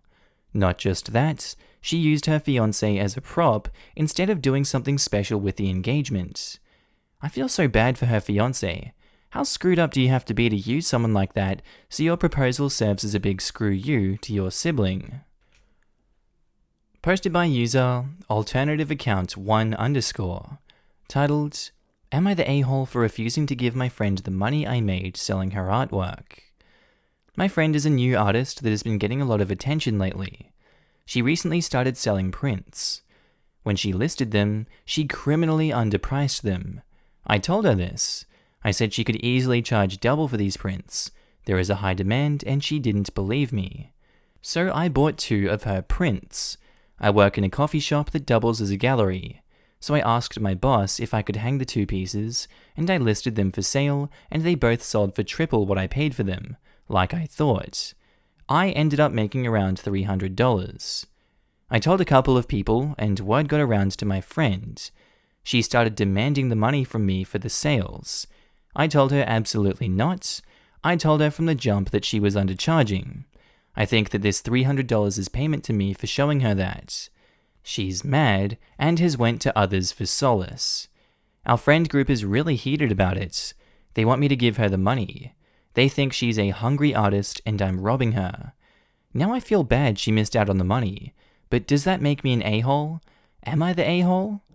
Yeah, it's not your intellectual property that you have the rights to be distributing and reselling. Unfortunately, that's how this works, OP, and you should have just given her the money to begin with if you were going to do that, as a here, see, this is what your time is worth. Here's your $200 and I'll have my $100 back, or just the $300 if you're feeling like a normal, genuine person. And then you offer her to have her prints up in your shop, so therefore you're completely benefiting the friend. That's how you make this right. You being so resolute and unwilling to change your worldview on this is disgusting, and I think you're the a-hole for doing it. You're the a-hole. At least give her some of it. Isn't she your friend? You're not treating her like one. Also, you have access to an art gallery and she doesn't. Why not at least split it with her? If I were in her position, I honestly wouldn't really want to be friends with you anymore. Actually, OP did. OP works in an art gallery and told the artist she had criminally underpriced them. The artist insisted that her selling price was fair. You can lead a horse to water, but you can't make her drink it. Absolutely not the a-hole. You're undercharging for your art. No, I'm not. Sells it underpriced. Resells it higher priced, which is now OP's property. This isn't communist China, folks. Where this legally went wrong, though, is she put it in a gallery without her permission, representing it as hers. Therefore, the patrons thought they were supporting the artist. They would probably not have been willing to pay that much had they known the funds were not going to the artist. They are legally allowed to resell it, yes, but not to falsely represent it or the artist. There is actually a legal issue here. They did not buy the commercial rights to it. You can't just buy a bunch of prints of a living artist, throw a fake show for said artist, and keep the money. There's a lot of legal issues in that. An artist has the right to how their work is being represented and how they as an artist is being represented. Tricking patrons into thinking they are supporting an artist is extremely legally questionable. Galleries don't exist for the benefit of for the artist.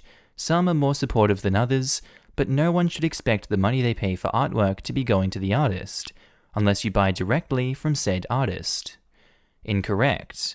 Galleries representing living artists are for the benefit of the artist. That's why artists enter contracts and make arrangements with the gallery, usually with a percent of 30 to 50% split. That's the whole point in showing in a gallery. Doing solo shows, doing event joint shows, it's to profit for the artist and the gallery owner and to get your name out there. The absolute norm for a living artist is that a percentage of the sale is going to the artist. Regular gallery visitors know this and expect this. It is up to the artist to choose whether or not the percentage is worth their time, or if they will choose a gallery with a better percent.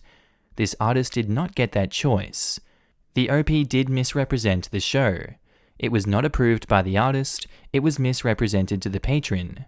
By saying no one expects that, shows you have never shown in a gallery or often go to galleries, because that is in fact exactly what it is for and to be expected for living artists. An individual piece of art is property. The artist has no right to it once they sell it and transfer ownership. They can display it or resell it as they want to. Nothing in the OP suggested they represented themselves as the artist. I know this is an Am I the A-hole subreddit, but I really liked that rabbit hole of art law. I know it's more r/legal advice thing, but I never really thought of it like that, so I guess it's a very nuanced question and it would probably matter country to country, state to state. So I'm not completely sure what the answer to this one is. Posted by user RedditThrow5662. Titled, Am I the a-hole for buying my wife a weight loss kit for her birthday? Oh my god. I'm a 25-year-old guy, and I'm married to my wife who is 24. Okay, so recently I've noticed that she's gained a bit of weight. Not crazy or anything ridiculous, but a bit. I'm into fitness myself, so I like to stay active and healthy in general. Well, her birthday was a couple of days ago, and along with some other gifts, I got her a weight loss/workout bundle kit. Immediately, she became upset with me about it and was thinking I was mad at her or saying she's fat, which I wasn't. I tried explaining to her why I did it, but she didn't want to hear me. It's been a couple days now and she's still ticked about it. Am I the a-hole? OP, you're married to this woman. How can you ever think this is a good one? This is just stupid lapse in judgment. Feel like it's a troll post, but if it's real, damn, you really gotta work to apologize for that. How can you be a health and fitness guru, man? You're really into it, and then you pull this stunt. That's no healthy way to manage a relationship. I wouldn't be surprised if this takes an even bigger toll on her self-esteem and body issues. Have a good, long, hard look at yourself for doing this and question, what was the deep down motivation of this? Because it kind of feels more of like an attack than an outreach for help. You're the a-hole. That's not a gift. That's an accusation that she's not good enough in your eyes. It was bad already, but as a birthday gift, it's even worse than a vacuum, which is the standard terrible gift in this sub. That one always trips me up a bit. I get that it's largely because of the implications, it's your job to clean, and because it's more of a family gift than a personal gift. But man, I would love to receive a top-of-the-line vacuum and/or RoboVac as a gift. I think the difference is in what you ask for versus what they pick for you.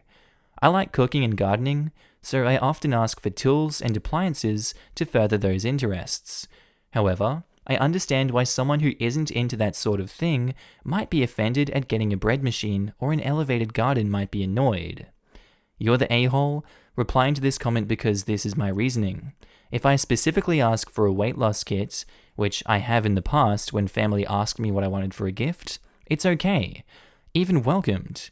If someone gifts one to me wholly unsolicited, what the actual hell? Yeah, you're the a-hole. Putting the woman and her weight thing aside, that what you basically did here is get her a birthday gift that was something either you wanted or you decided she should want. It wasn't at all related to her interests or values. That's not a gift. It's an expectation or a request. To be honest, any self-improvement type of thing that your partner hasn't explicitly expressed interest in is a bit of a no-go. It feels like a passive-aggressive way to start a conversation about you and your partner's diverging values. If you want her to care about fitness with you, then talking to her about it and making it an invitation to share something would have been a better start. Yeah, OP, if she's a clever girl, don't be surprised if your next gifts are books on how to be a better lover, on working on emotional intelligence, on how to be more generous, or on getting over selfishness. Or if you're really unlucky, on how to get through a divorce. Oof, that hurts. But I think that's a good place to end today's episode, guys. I hope that you've had a good day so far today. Hope it's been a nice one. It's not too sunny outside today, but I'm happy. Hope you guys enjoyed it. I hope you had a good night, day, sleep, whatever you're going to be doing from this point onwards. I hope outro Markee's having a good day today too. Alright guys, that's all for today's video. I hope you enjoyed this one today. Tell me what you thought of it down in the comments below. If you're not subscribed to the channel, I would love you to subscribe because I love your face and I love seeing you here every single day that you are here in this video. I don't know what else to say today, guys. I hope you enjoyed the content. I do have a second channel that's called Markee 2. Link should be up on the screen somewhere here if you don't have adblock installed.